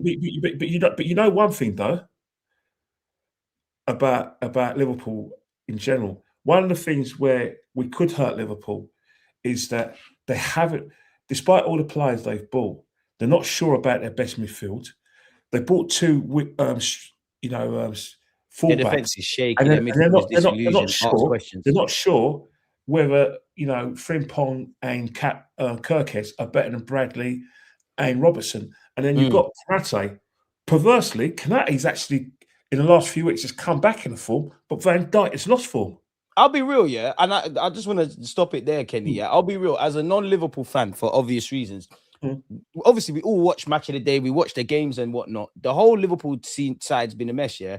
I think Konate at times has been rubbish this season, as has Van Dijk. But I feel there's this hush-hush thing about Van Dijk, and it's all Konate's fault. So that's that. I don't know where it is. I do think that's been the thing. I'll make you 100% right. But the thing about the whole situation is that Konate does love a physical battle, and he'll enjoy playing against Victor. He'll love it. He'll say, thanks. Van Dijk sit off him. Konate said, yeah, come on then. Because you remember 3 years ago when we played Liverpool at Anfield when it was 2-0 down? You know what kept Liverpool back in the game? Was Konate. Because Xhaka was throwing his weight around. And when he saw Konate, he went, no, not today, mate. I don't fancy this. And that kind of got the Liverpool side up and went, you know, gave him that attitude. And that galvanised them to, you know, not only get the equaliser, but nearly win the game. And let me ask you that, sorry to cut you, Kenny, yeah. But as you said that, I have to ask you, do you go with Gyökeres or Gabriel Jesus? Or I don't think Kai's fit, but you can throw Kai and Marino in there just because of what you meant about the physical encounter. You know, Gyökeres is obviously a brute, but then man got the movement and all that. I just think going into a big game like this, and let's be honest, it is a big game. Take away Liverpool's league, take away Liverpool's league position, and it's true. Yeah. We're playing the champions. They're not playing the champions. We're playing the champions, and they're Liverpool. And if they can kickstart their season, if they're going to kickstart their season at any stadium, they'll want to do it at the Emirates. Trust me, right? It's always a battle against Liverpool. You go over years. Arsenal and Liverpool has always been a battle. So this is a big football match. And as much as Gyökeres, he's not doing it. I just think to change the system, to change the formation against Liverpool and put Jesus in there instead of Gyökeres could be costly. So I would probably stick with Gyökeres and then bring on Jesus or something like that. But I would line up with Gyökeres only because I don't think it's the right game to make changes. I think it's not the right game. You know, you can perhaps make changes in a different game, but not this one. Stick to what you know. Stick to what we have been doing. And if Gyökeres can score against Liverpool, then that may be the kickstart that he needs. Yeah, absolutely. You go score a goal against Liverpool. Well, especially from open play as well. Especially from open play as well, Kenny. Yeah, that's what I'm trying to say. So it could be the kickstart that he needs, but this is a big game. Let's not start disrespecting Liverpool Football Club just because they've not had the season that we all expected them to have. They will still come to Emirates, and they've still got quality players that can hurt you if we're not at it. Wolves and Brighton made it difficult. I don't want to see no writing off of Liverpool. No, exactly. But the problem is, DG, because you've done the watch-alongs, me and Kenny have been to the games as well, is although the Emirates has been a bit of a fortress this season, we haven't played brilliantly in every single game. There's been a lot of frustration in a lot of home games, like there was last season. And if we don't start on the front foot against Liverpool, and they do get chances like Villa did in the first half, and they score, they've got the experience and they've got the players that can see the game through, or at least come away there with something. So this is a big game. We need to start quick. We need to start early, and I think we need to score first. And I think once we score first, then it could be a very, very nice evening for Arsenal Football Club. Is a draw a bad result? No. Fair. Same. Obviously, I want to win, but I just wanted to see where you're at with it. The thing about it, right, is that hopefully Ekitike don't play, because Ekitike will hold the ball up and he'll make our defence defend. Slots line, he'll be. I think he's trying to get him in, Kenny, isn't he? I don't think Ekitike will be fully fit, but I think he's trying to get him on there. I think them lies, man, he'll be there. Who are they playing? They're playing Bref. They're not in the League Cup. They're not. They're at the League Cup. They're not playing Bradford. The next game after the FA Cup is going to be who they got. Is it Man United? Is it Man? No, I think City got Man United next. No, I think we got Forest. We got Forest in the. We got Forest. Yeah. Then it's the Manchester derby because I think them lot are playing on Saturday. They're at 12:30, 5:30. Liverpool won't have a Liverpool won't have a league game. What's happening this weekend? They got this. No, they're in the cup, and then a week after that they got another league game. So Ekitike, you could kind of risk him because they say it's not a serious issue. It's just that he's played too many games because he hasn't had a Christmas break. But one thing about Perversi, Chiesa will cause havoc. It'll be busy as a bee, but if you keep him quiet. Sorry, Kenny, they're at home against Burnley. They're at home against Burnley. They got Burnley. They got Burnley in the cup and Burnley in the league straight after. Burnley, there is. He's both Burnley. You know what I'd do with Burnley? I'd say to Cox Parker, watch the game against Leeds and just put men behind the ball and try and have an outlet on their counter attack. And Liverpool will struggle. Can I just say, Liverpool will look at this game as to kickstart their season because after Burnley, their next games is sort of like Man City but their running is quite good. Their running is quite favourable. So I know they're not going to win the league, and I'm not saying they're going to win the league, but they could get something very, very good out of a bad season and finish in the top three, maybe runners up. So it easily could do it. This is going to be a very big game for them, to be fair, regardless of Villa. You know, about a couple of weeks' time, guys, Salah will be back, fresh and ready to go. Because whoever plays on that right hand side has not done anything to displace Salah. One thing we have seen is that when you talk about Liverpool's threats, obviously Wirtz is getting into these little pockets. Follow your runners, lad. Kenny, it wasn't last season, was it? Was it the season before? Because we was in the same situation now what Liverpool was in, and Liverpool went to Everton and lost. That's right. Was it Tarkowski scored, didn't he? 2-1. Right. Then they plummeted to third, didn't they?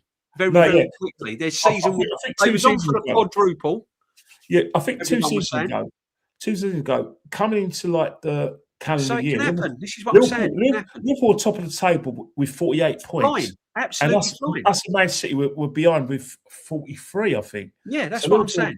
And then when we played Liverpool at the Emirates Stadium 2 years ago, we had to beat Liverpool to get it down to 2 points. And eventually, at the end of the season, the deficit was 7 points. Yeah, but that's what I'm saying. It can easily turn on its head. Quickly. I think the way we're playing, it's highly unlikely that they'll bridge the gap between us and them. However, one thing we've learned in the last few weeks is a draw is like a loss, especially when you're going for the title, especially when you're playing at home. Not against Liverpool, but in general, against games you should be winning because I'm different. If Man City keep on winning, I'm different. They'll always make those 2 points up. So really, truly, we've got to keep on putting. We've got to basically have that foot in the throat and squeeze, and don't let them come up for air. I see. I'm a little bit sitting on the fence with this one. I honestly think that we have to win our home games when you're going for the Premiership. I think it will be points dropped against Liverpool. I think this is again like it was at the start of the season. Against this side, probably. Like it was at the start of the season, I think this is a massive opportunity to get 3 points off of Liverpool. Like it was when we played them at Anfield earlier on in the season. We missed the opportunity there. Don't forget City. Don't miss the opportunity this time round. You know what it is, DG and DJB. The thing with Liverpool is that when we're at the Emirates, we don't have an inferiority complex when we play them at home because it's our home, it's our pitch, and we've got our mates around.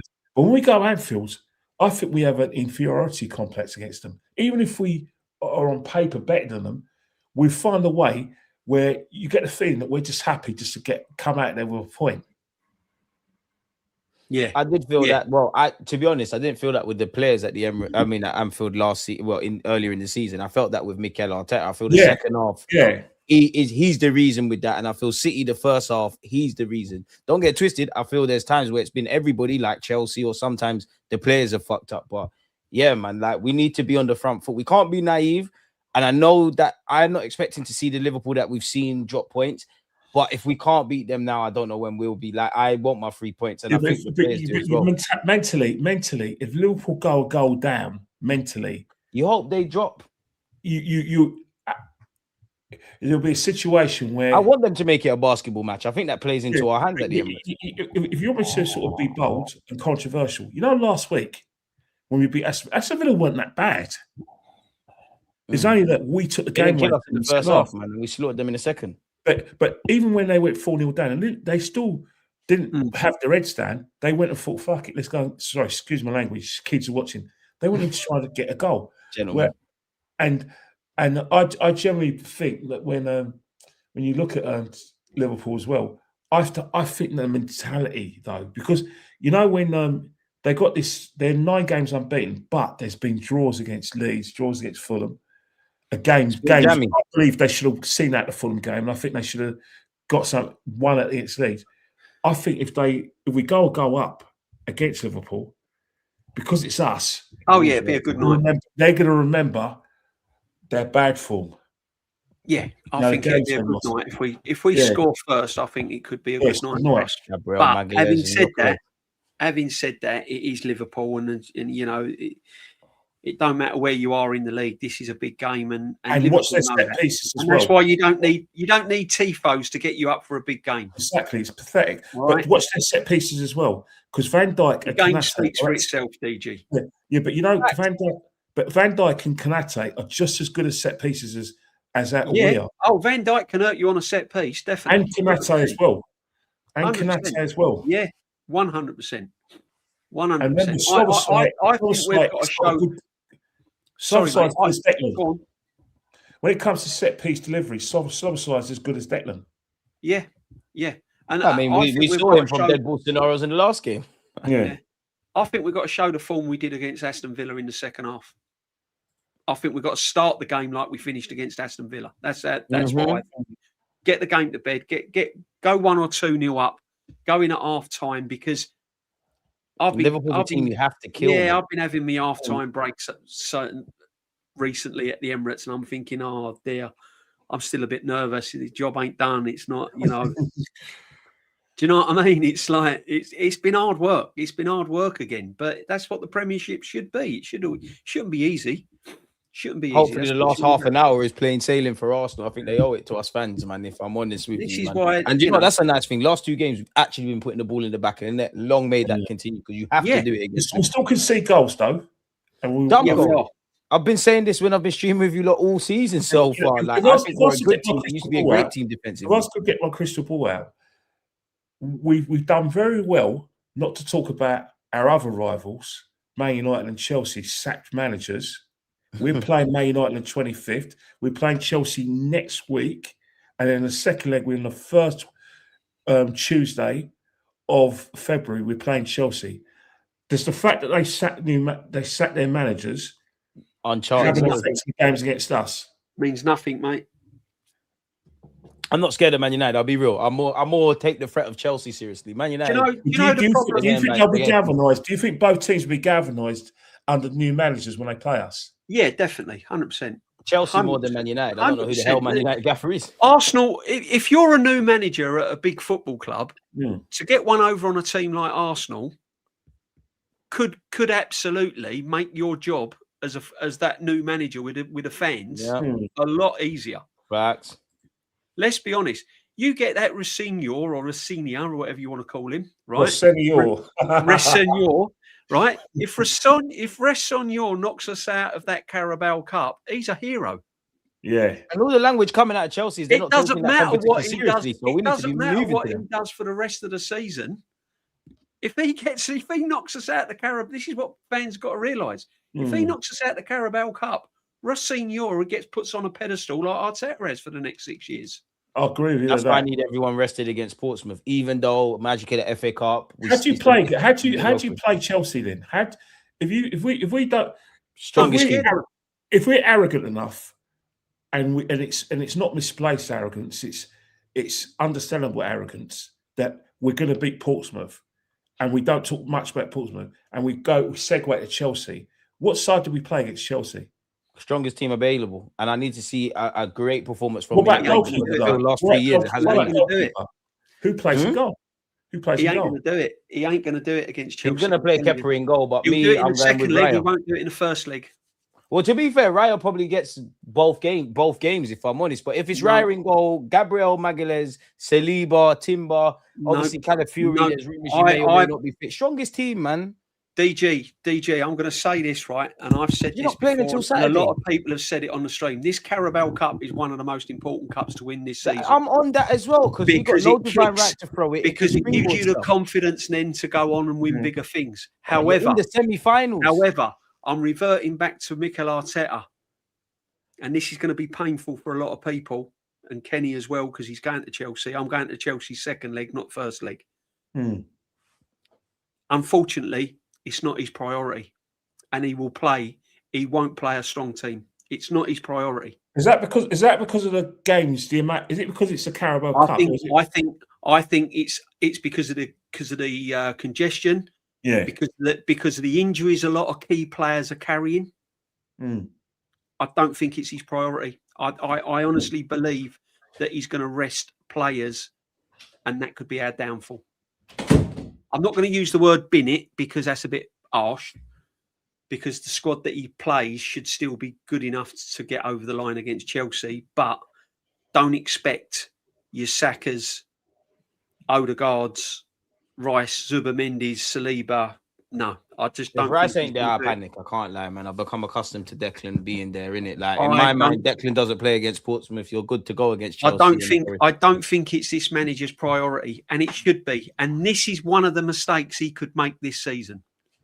Because if he doesn't treat that Carabao Cup with the respect it needs, and we don't, and we get knocked out, the knock-on effect for the rest of the season with them players could be damaging. And then the flip side of that, D, is for what I'm kind of doing is that these lot have been starved of trophies. I know football fans are very naive. Yeah, they will look down on the League Cup. Obviously, I want the Prem, I want the champs, I want the FA Cup above the League Cup. But football players, there's no divine right of winning silverware. Silverware is silverware, innit? It could give them a taste of if this is what this is like at Wembley. Imagine when you win the FA Cup. Imagine what it's like parade with the champs and the Prem and whatnot. And if we cry about our depth, we should have enough. I actually don't want to hear that from Arteta. But this is what I'm saying. I think because he knows that there's players that have played a lot of minutes, because he knows that we're going into key games with players that are still not quite 100% fit, I think he'll use the 2 legs against Chelsea as a weakened team. And if we get knocked out the Carabao Cup, that could it could be damaging. I'm not saying it will. I'm not saying it will, and I hope it won't, and I'm not hoping it will, but I'm hoping it doesn't. But yeah, that's my biggest worry. The fans though, than Arteta. Even if Arteta, it's gonna sound mad, but even if Arteta rests players, obviously I'll be vexed about it. Or if we win, I'm happy in it. I'll be more vexed about the fans because there are certain sections of our fan base that like to do the whole, oh well, if we were in the FA Cup, then we would have had. I mean, the League Cup, then we would have had X amount of fixtures. I'm not on that. I don't want to hear that. This is a good opportunity. Yeah, I totally agree with you. I'm on board with it. You know, the reason why I'm on board in it is because let's face it. You and I know that the people who are coming out with those comments, understandable. The minute we get to Wembley, they'll want tickets. They'll get the best seats in the house as well. Yeah, exactly. Can I just say I never said that we didn't have the best squad. I said whatever team he puts out should still be good enough to get over the line against Chelsea. Yeah, man. You're going to rebuttal what we're saying. Listen, please. See, people listen. As soon as you say Arteta, they stop listening to everything else you say. And it's funny, isn't it? It's true. And it's funny how their minds think. They'll listen to everything until you mention Arteta, and then everything else you say, they don't listen. Yeah, right? That's part of Johnny, we've scored 1 goal in recent semi-finals. So come on, man. All right, what you're saying? We haven't got over the line. Even last year, even we haven't got over the line in semi-finals. Okay, and I can't. So is it get a hold of yourself? Facts don't lie. If it's Leone, you're actually not listening to what DJB said. He never spoke about the squad. He said Arteta would play a weakened team, not that our squad is weak. So if you're going to rebuttal, I just don't think it'll be his priority because he's got. Okay, I'll use the term bigger fish to fry, and he's also got players that he's aware of that have been carrying injuries. You know, can you imagine if we the team I pick? Well, this is to Johnny, and this is like to Leonid Brezhnev. This is my team. In goal, I have Kepa Arrizabalaga. Right back, I have Benjamin White because he's fit, because he's been on the substitute bench. Left back is Marzu Skelly. I'll keep the centre halves, Saliba and Gabriel. I'll rest Hincapié.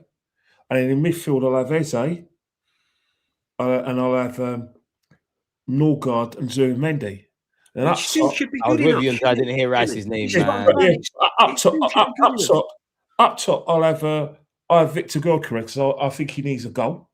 And either side of him, I have Martinelli and Madueke. That's still a strong side. That's what I'm saying. It's still what Rice for Zubimendi, and I'm with 100%. Yeah. No Wanjeri. See, that's the perverse thing about that is that because you never mentioned him. We're getting on to Arteta about it. Even I'm blocking his path by playing Eze. I'd go Madueke on the right. Yeah, I've got Madueke on the right as well. Yeah, definitely. Yeah, I'd go Madueke on the right.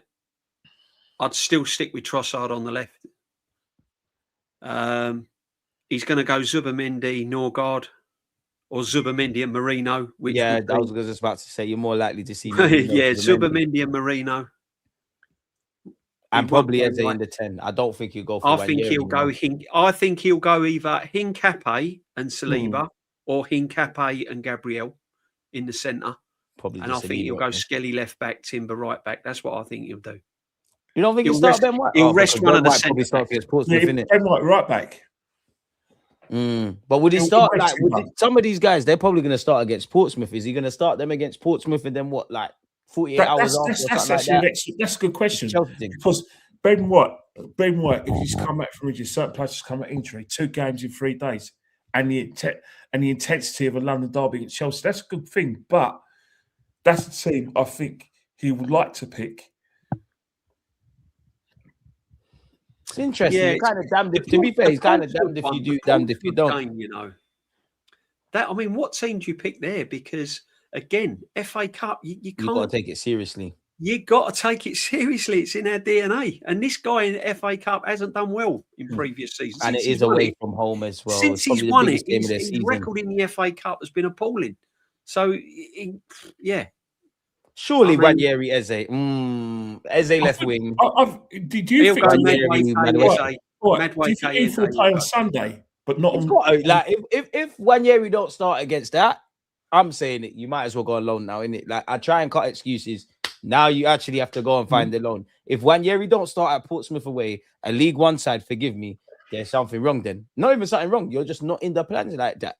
Do you reckon? I can understand in the League Cup. Portsmouth, come on.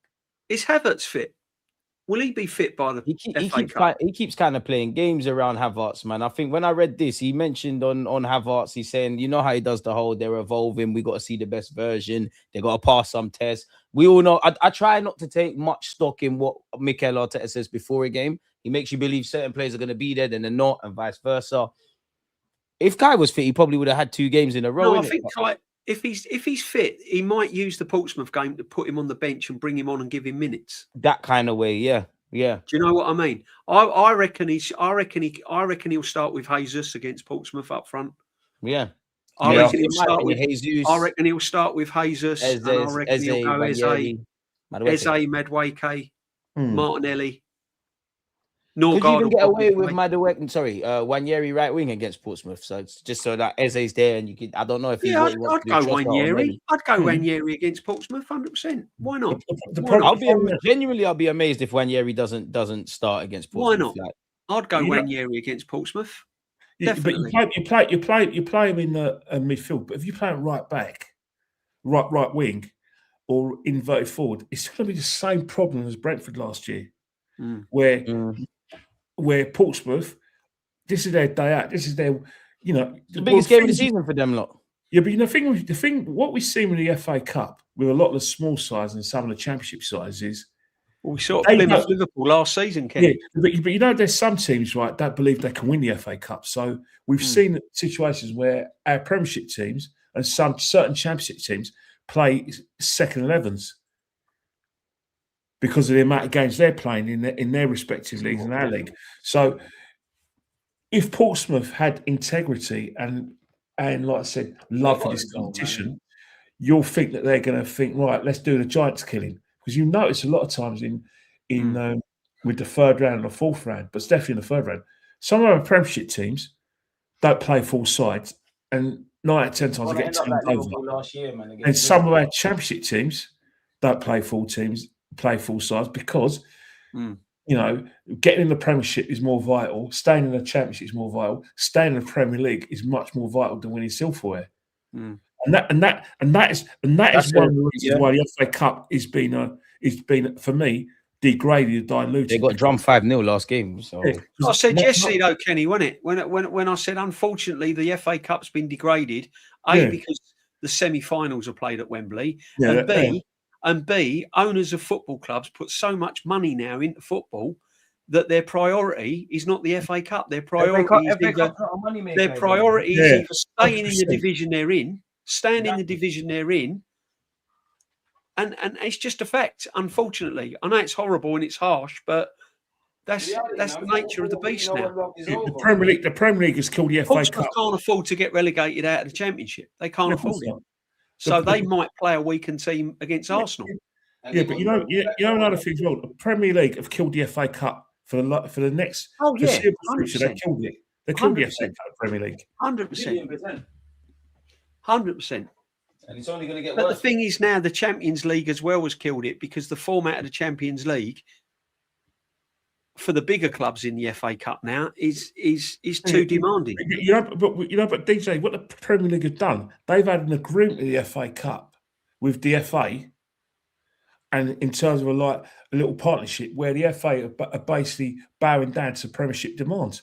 The Premiership would demand that the FA Cup final is not the last game of the season because they want to have their title decider, and they want to have their relegation in our top 4 decider. Sorry, but that's not on. It should be the last game of the season. All the finals should be the last. The Premier League and the FA have made the FA agree to have the FA Cup final on the penultimate weekend because the Premier League, because of advertising and to get eyes to their competition, have done that, and the FA know that what the Premier League wants, the Premier League got to get when it comes to the FA Cup. And it's not just Premier League; it'll be the clubs going to the Premier League demanding that the FA Cup is not a massive priority. Look at the 4th round of the FA Cup is going to be in the middle of February.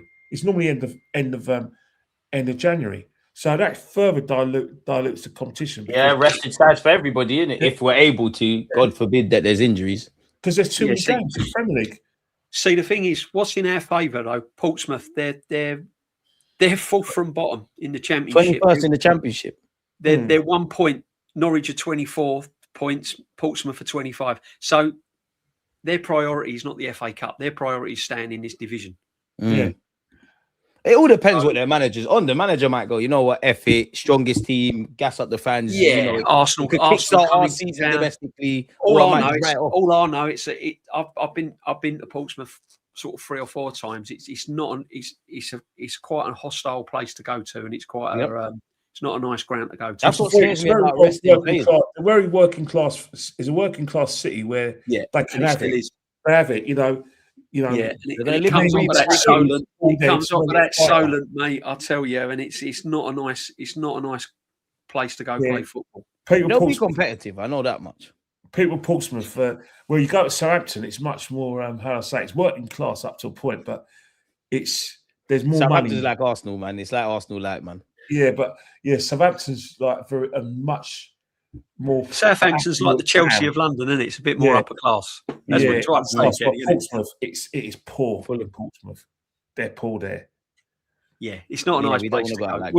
Whatever team we pick, it should be good enough to beat Portsmouth. But You can't. They say you can't disrespect because let's all remember. Well, remember it's a championship team as well. Liverpool last season was flying high, beating everyone. When got humbled against Plymouth. 1-0. Yeah, got humbled against Plymouth. Plymouth were on it. They were living and breathing. They even had, I think Plymouth even had players that were Liverpool fans. So you never know. There might be some Arsenal fans in that. The other thing it really made me laugh, right, is that's the season they sat Ray Rooney in it. And after he got sacked, they beat Liverpool. Yeah, they beat Liverpool 1-0. Yeah, I know. So hopefully Rooney gets the United job, man. He's not getting it. Yeah. You know, if there's any Man United fans watching, and I think some of you are, the best. You're going to want to. The best thing for Man United is basically to either stick with Fletcher or get Man United people there like Carrick or Solskjaer because you need to be playing football. Yeah, because I reckon they need to say fuck all that United way stuff. They need to move on from the Fergie thing, man. If Man United get un-Man United like coaches, you're going to see the subtle football you saw. But what is it? You lot are older than me, innit? My man, the Man United I know has always been Ferguson, innit? But from just doing research, Man United weren't really nothing until he came through, innit? So I know, but the figure of Man United, Man United's always been a big club. Always. They don't look like they were the serial winners they've always been. In my lifetime, they are that. But the thing with Man United, they got away. Man United fans want to see them playing with wingers, and they want to see attacking football. Fletcher, Carrick, and Solskjaer play attacking football. Not this. I can't even get my words out to describe Amorim ball. That's how confused he. That's There's how nothing much around Amorim ball. Can't defend, can't attack, winging it. Like worst Man United manager in my opinion, post Alex Ferguson, just based on what I've seen with my eyes on the pitch. If he's confusing me and everyone else in there and Man United fans, he must be confusing the players. I just think they need stability, don't they? Man United, they need stability, and their next appointment makes or breaks Man United as a football club for the next 5 years. You know, I think Man United need to do their job as well. They need Carrick in there. They need Carrick in there because Carrick's a good coach. To be fair, to be brutally honest, he's an underrated coach. I mean, I think Carrick would do well there as well. You know what Carrick's got to do, DG. What Carrick, Solskjaer, or Fletcher got to do. You've got to say to them, right, for 3 years, that's your job, and get them playing a Man United attacking style of play, and then get another manager in who plays attacking football that can help them win the title and win big trophies like the Champions League. But right now, they have to accept that they can get the top four. They might win the FA Cup, might win a League Cup. But they've got to get back to playing what Man United accepted where they actually are, man. I think there's more. Build towards it. But I think there's bigger core issues at Man United. There has been for ages. I mean, no one mentions what Ronaldo said in the Piers Morgan, did they? Yeah. I mean, he brought it up years ago. Who's right now? Do you know what I mean? And Ralph Rangnick said they need open heart surgery as well. Ralph Rangnick said that there's problems here. This goes deep. Blah blah. No one essentially listens to them.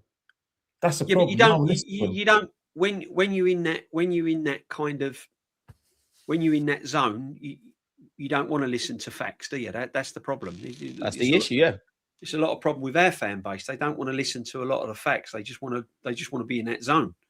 So. Yeah. It's just normal for a football fan. But for Man United, though. Man United have got a lot of problems. They've got a lot of problems, but the fact is that they still have to, strive to win trophies and put silverware in it. Even if it's, they can't look down the FA Cup. They can't look down the league. Because whilst they're going through that transition, they need to have silverware. Yeah. The players need, in order to build them up, because some players will fall by the wayside, some players will carry on, but they have to be. You think about Man United since Sir Alex Ferguson's left, they've been in a lot more finals than we have. 100%, and won probably a lot more than we have. Of course, they have. Pardon me, we've won three trophies. If I'm shameless and say we won the 2 community shields, but really it's just the FA Cup. Yeah. What they've won the FA Cup. They've won FA Cups. They've won in Europe, Europa League. Even though they're a shambles. The Man United fans, they found a way to bag something, that demand that they have to try and win trophies. And they're still a bigger club than Arsenal. Man United, the biggest club in the land, potentially the world. Only Madrid can talk to them. Massive football club, massive football. Man City will never be bigger than Man United, no matter what they do. Exactly. That's the thing that's in their favour.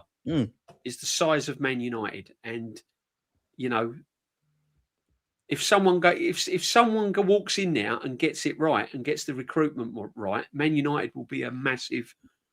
We'll have no chance. City wouldn't have a chance. We won't have a chance. Liverpool won't have a chance. Chelsea won't have a chance. If Man United get it right, we're all playing for second place. Yeah, 100%. Like we did under Sir Alex. 100%. And we all know that. That's the problem. We laugh at Man United, but we're doing it out of relief because of the because of the pain we were being caused. I just don't want them to get a manager like Zidane. I don't think you got anything to worry. It looks like Zidane's going to go do the France thing after the World Cup, in my opinion. Like once Deschamps sets down, I don't think Zidane wants to do club management. There will be managers available after the World Cup. They could even go and get Ancelotti. In the summer, there will, man. Luis Enrique, there's rumours. What's the other one, man? His name escaped me. Ancelotti could be one if he leaves Brazil. Man United, you guys are going to like it. And Man United fans ain't going to like what I've got to say. I think you need to get your traditions. Get these guys in that I mentioned, the three guys, and get them playing the Man United way, whatever that is, and then get these managers in. Because you get these managers in now, they're going to try and change things. They're going to try and get players to do what they're not used to and what can't do. Look what happened with Amorim. You've got to simplify it the way they play the football, get them doing the basics, but get them doing what Man United do, and then that builds them up. I think they need to get away from that Man United. Evolves the way they're going to play. But if you keep on getting managers in, that means you've got to get their own players in, and you've got the own management style in. And it's just that, and it's just a cycle. You know, Ten Hag, Amorim, before Ten Hag, Van Gaal, Jose, the list goes on, and these are not dead managers, like and try to run. But at the end of the day, the only one who had the best results since Alex Ferguson, believe it or not, was Solskjaer. Yeah. He got 2 second places? I could be wrong on that. But he might have even won something football as well. He got them playing attacking football. In the lockdown season, they didn't lose an away game. They didn't lose an away game in 2021. But he got sacked because Man United fans were impatient. He could be back. But trouble is, they always find Man United fans on streams. They always find a way to make Arsenal their top priority subject. All they do is talk about Arsenal, man. Especially the London-based Man United fans. Stick to your club. What are you going on about? Exactly. They know more about Arsenal than their own clubs. Arsenal's the money shot. Arsenal's the payday. And the media does it as well. If you don't talk about Arsenal, you ain't paying your bills. It kills me. We can talk about our club because we're Arsenal fans. Yeah, exactly. We've spoken about Man United briefly at the end. United fans and guy that does the Spurs content talks more about Arsenal than he does Spurs. Because what's going on? Because there'll be nothing else to talk about. You know, again, this is their words, not mine. We're bottlers. We ain't won nothing in 20 plus years. Our manager's a novice. We're bare defensive. And yet we're always spoken of. So I'm enjoying it right now. Do you know what? I'm enjoying Sim. I mean, Man United to me is my biggest rival. They're the ones. They're the ones that want to win. Because you know why Man United is your biggest rival? Because for us to compete with them, we had to be twice as good as them. Yeah, and our standards had to be higher every time because they're always lurking. I won the league at their ground after all of that. You know what I respect about Man United more than anything else is that when they lost Cantona, they still won trophies. They still won in Europe. When they lost CR7, Ronaldo, they still won leagues. They're my favourite rivals. I must admit, there's integrity there. Yeah, because they raised their standards. They're my rivals, 100%. Spurs are our rivals. No. I don't know. There's just noisy neighbours that make noise, man. But you know, Spurs have always been crap, Kenny. They're no threat to me, man. Yeah, but it's not geographical stuff.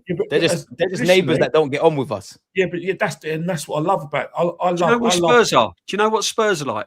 Spurs are like that. The Spurs are like them new neighbours that move next door, and all they do is play their music up too loud. Exactly. We moved to 3 o'clock in the morning. 3 o'clock in the morning, they're banging out DG's rap music at 3 o'clock in the morning.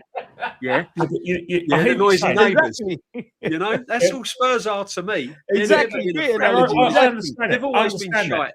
I understand that, but there was a period under the Poch, even though they didn't win anything, they were better than us. Yeah, because we weren't serious. Do you know what? The only time, if I'm completely honest, the only time I've been shook on Spurs you remember that season? Like, I'm sure they didn't lose at White Hart Lane when they had like the two Belgium lads. I want to say Danny Rose. From Marlon, Ericsson. That's the only time I thought, Rose, they might be onto something. In all fairness, though, they've had some ballers over the years. Yeah, they have had ballers. When they were a strong team. They've had Klinsmann, they've had David Ginola, they've had Gaza. They've had some proper players. They had Bale a couple of years ago. They had Modric. They had players. They had Van der Vaart. They had players. But they've always found a way to be crap. From Spurs. Yeah, but trouble with Spurs, right, is that they haven't had that mentality where they believe they can win the league. They're happy to win cups and be in Europe. That was the Spurs. Dembele as well. When I was growing up, that was like Dembele, But Kenny, they still won a trophy last season and we never. Right. And these are the things that we get carried away with when we talk about Arsenal and what all the madness we're doing, which is brilliant. We still have won out of the top 6 in recent years. Have won less trophies than all of them. Yeah, but guys, you guys said that Spurs are irrelevant in terms of they're nothing. They're not. Yeah, man. I don't think about Spurs. Yeah, but the thing is, when they won the Europa League, I never saw so many meltdowns from Arsenal fans in my life. You're right on that. Everyone in this panel had a meltdown. Yeah, because they won a trophy that had nothing to do with us. It ruined my season because they won something that we didn't. That pissed us off. Yeah. Oh no, I'm not saying I don't ever. I want to see Spurs get beat, and I like seeing Spurs get beat and all of that. Yeah. But if I was to look at the fixture list, one of the first games I'm looking at is when we've got Man United away for me, and then it's probably Chelsea, and then it's Spurs. Whatever that. I'm looking at Chelsea, United, Liverpool. Then I'm like, when's the first North London derby?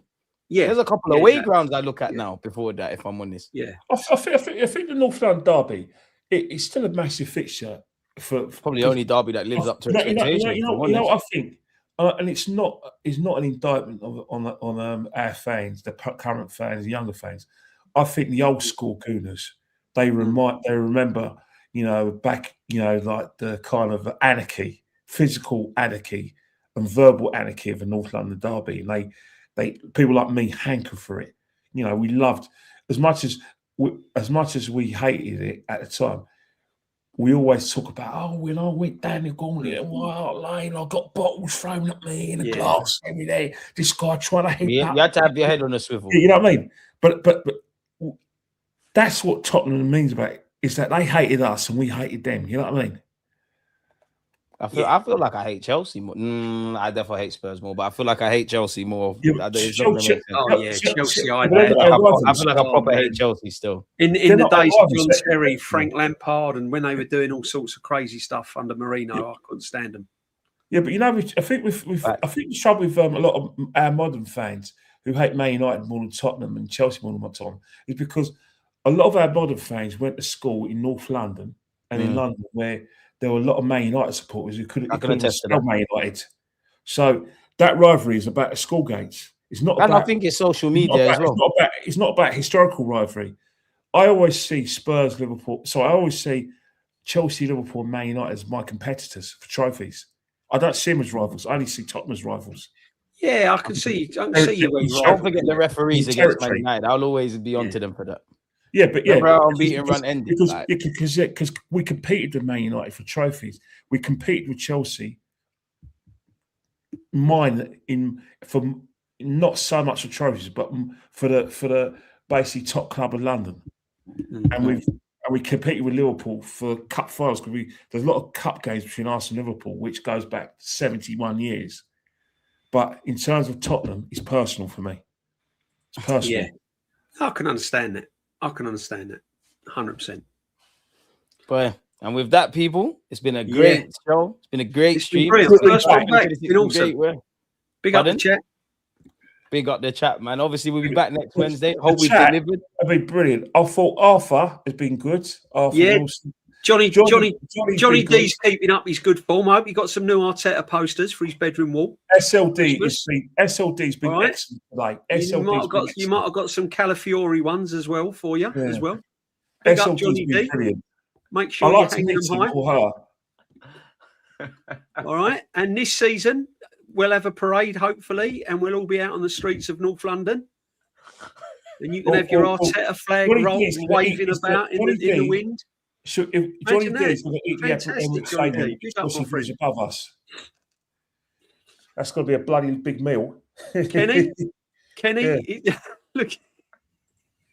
Come on, DG. You know what I'm saying. Don't hide behind. You know they're out there, don't you? You know they're out there. When Arteta eventually listen, and me and Kenny's been saying this. Unfortunately, we will lose a huge % of our fan base when Arteta does eventually leave this football club. Which I think is wrong, man. Right? The club comes first, man. A lot of these fans have only started supporting Arsenal since the emergence of Arteta. Other than that, they might have been supporting Arsenal, but not at the same levels they're supporting. And there's a lot of older fans who have probably seen this is the closest they've seen us get. They've reminded us of Arteta's reminded them of being competitive. The club comes first. The managers are going to go. Hey, Slims. It might happen, mate. I'm convinced. Yeah, Morocco looks very good. I'm convinced Morocco will win the AFCON. Well, they got to. Nigeria look good. Mind you, Morocco were at home in the women's AFCON, and they couldn't, see it through. And unfortunately, chat, we're going to be over the moon if we win trophies this season. But Arteta won't be here forever. No, he won't. He's even said he's not trying to be here 10 years. Listen, he won't be here 10 years, mate. Forever. This could be his last season. This could be his last season. This could be his last season. If he wins the title, hopefully not. I need to make up for lost time with his silverware.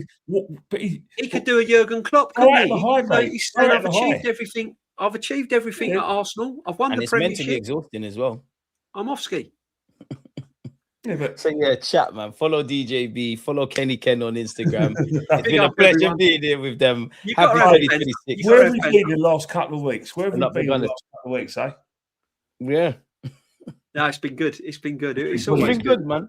Hopefully next Wednesday we would have beaten. Yeah, we would have beaten Chelsea because we would have played that. We obviously would have beaten Liverpool and beaten Portugal. Hey, DG, are you talk sport? Are you talk half time? No, I'm not there. I'm not there on Thursday. No, I'm not there on Thursday. I'm never got a call out. I'm not there on Thursday. Do they actually give you a text to say when are you available at this time? They have to shout me. What did you say, Kenny?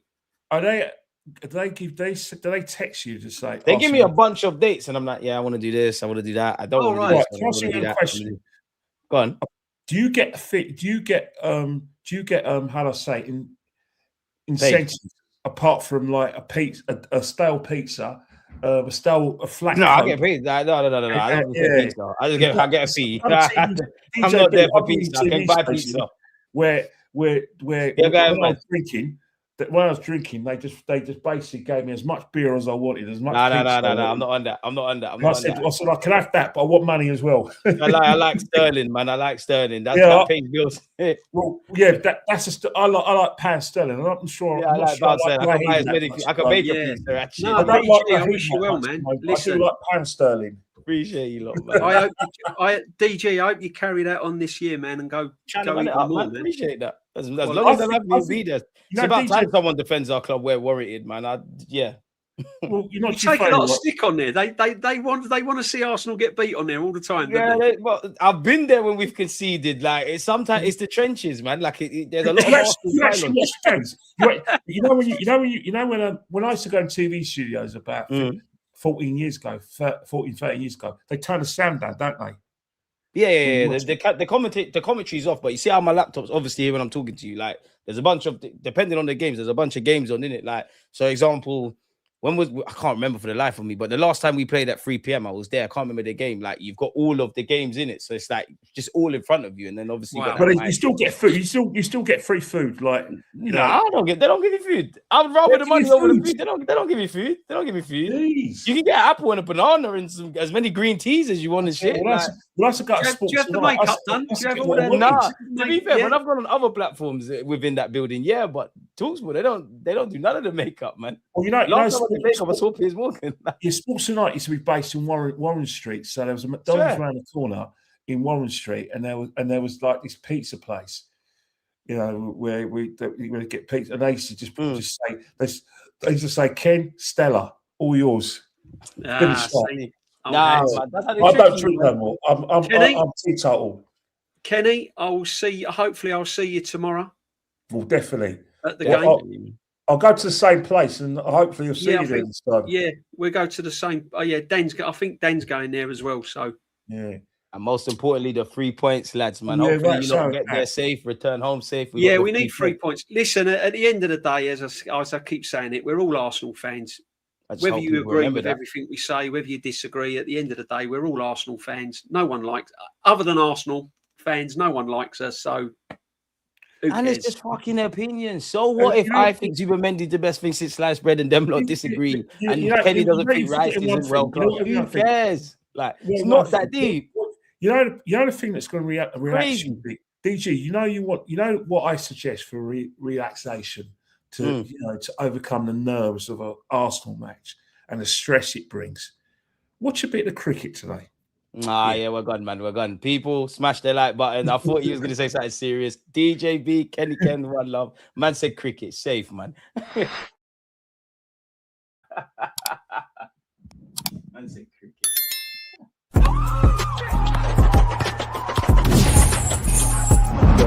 Always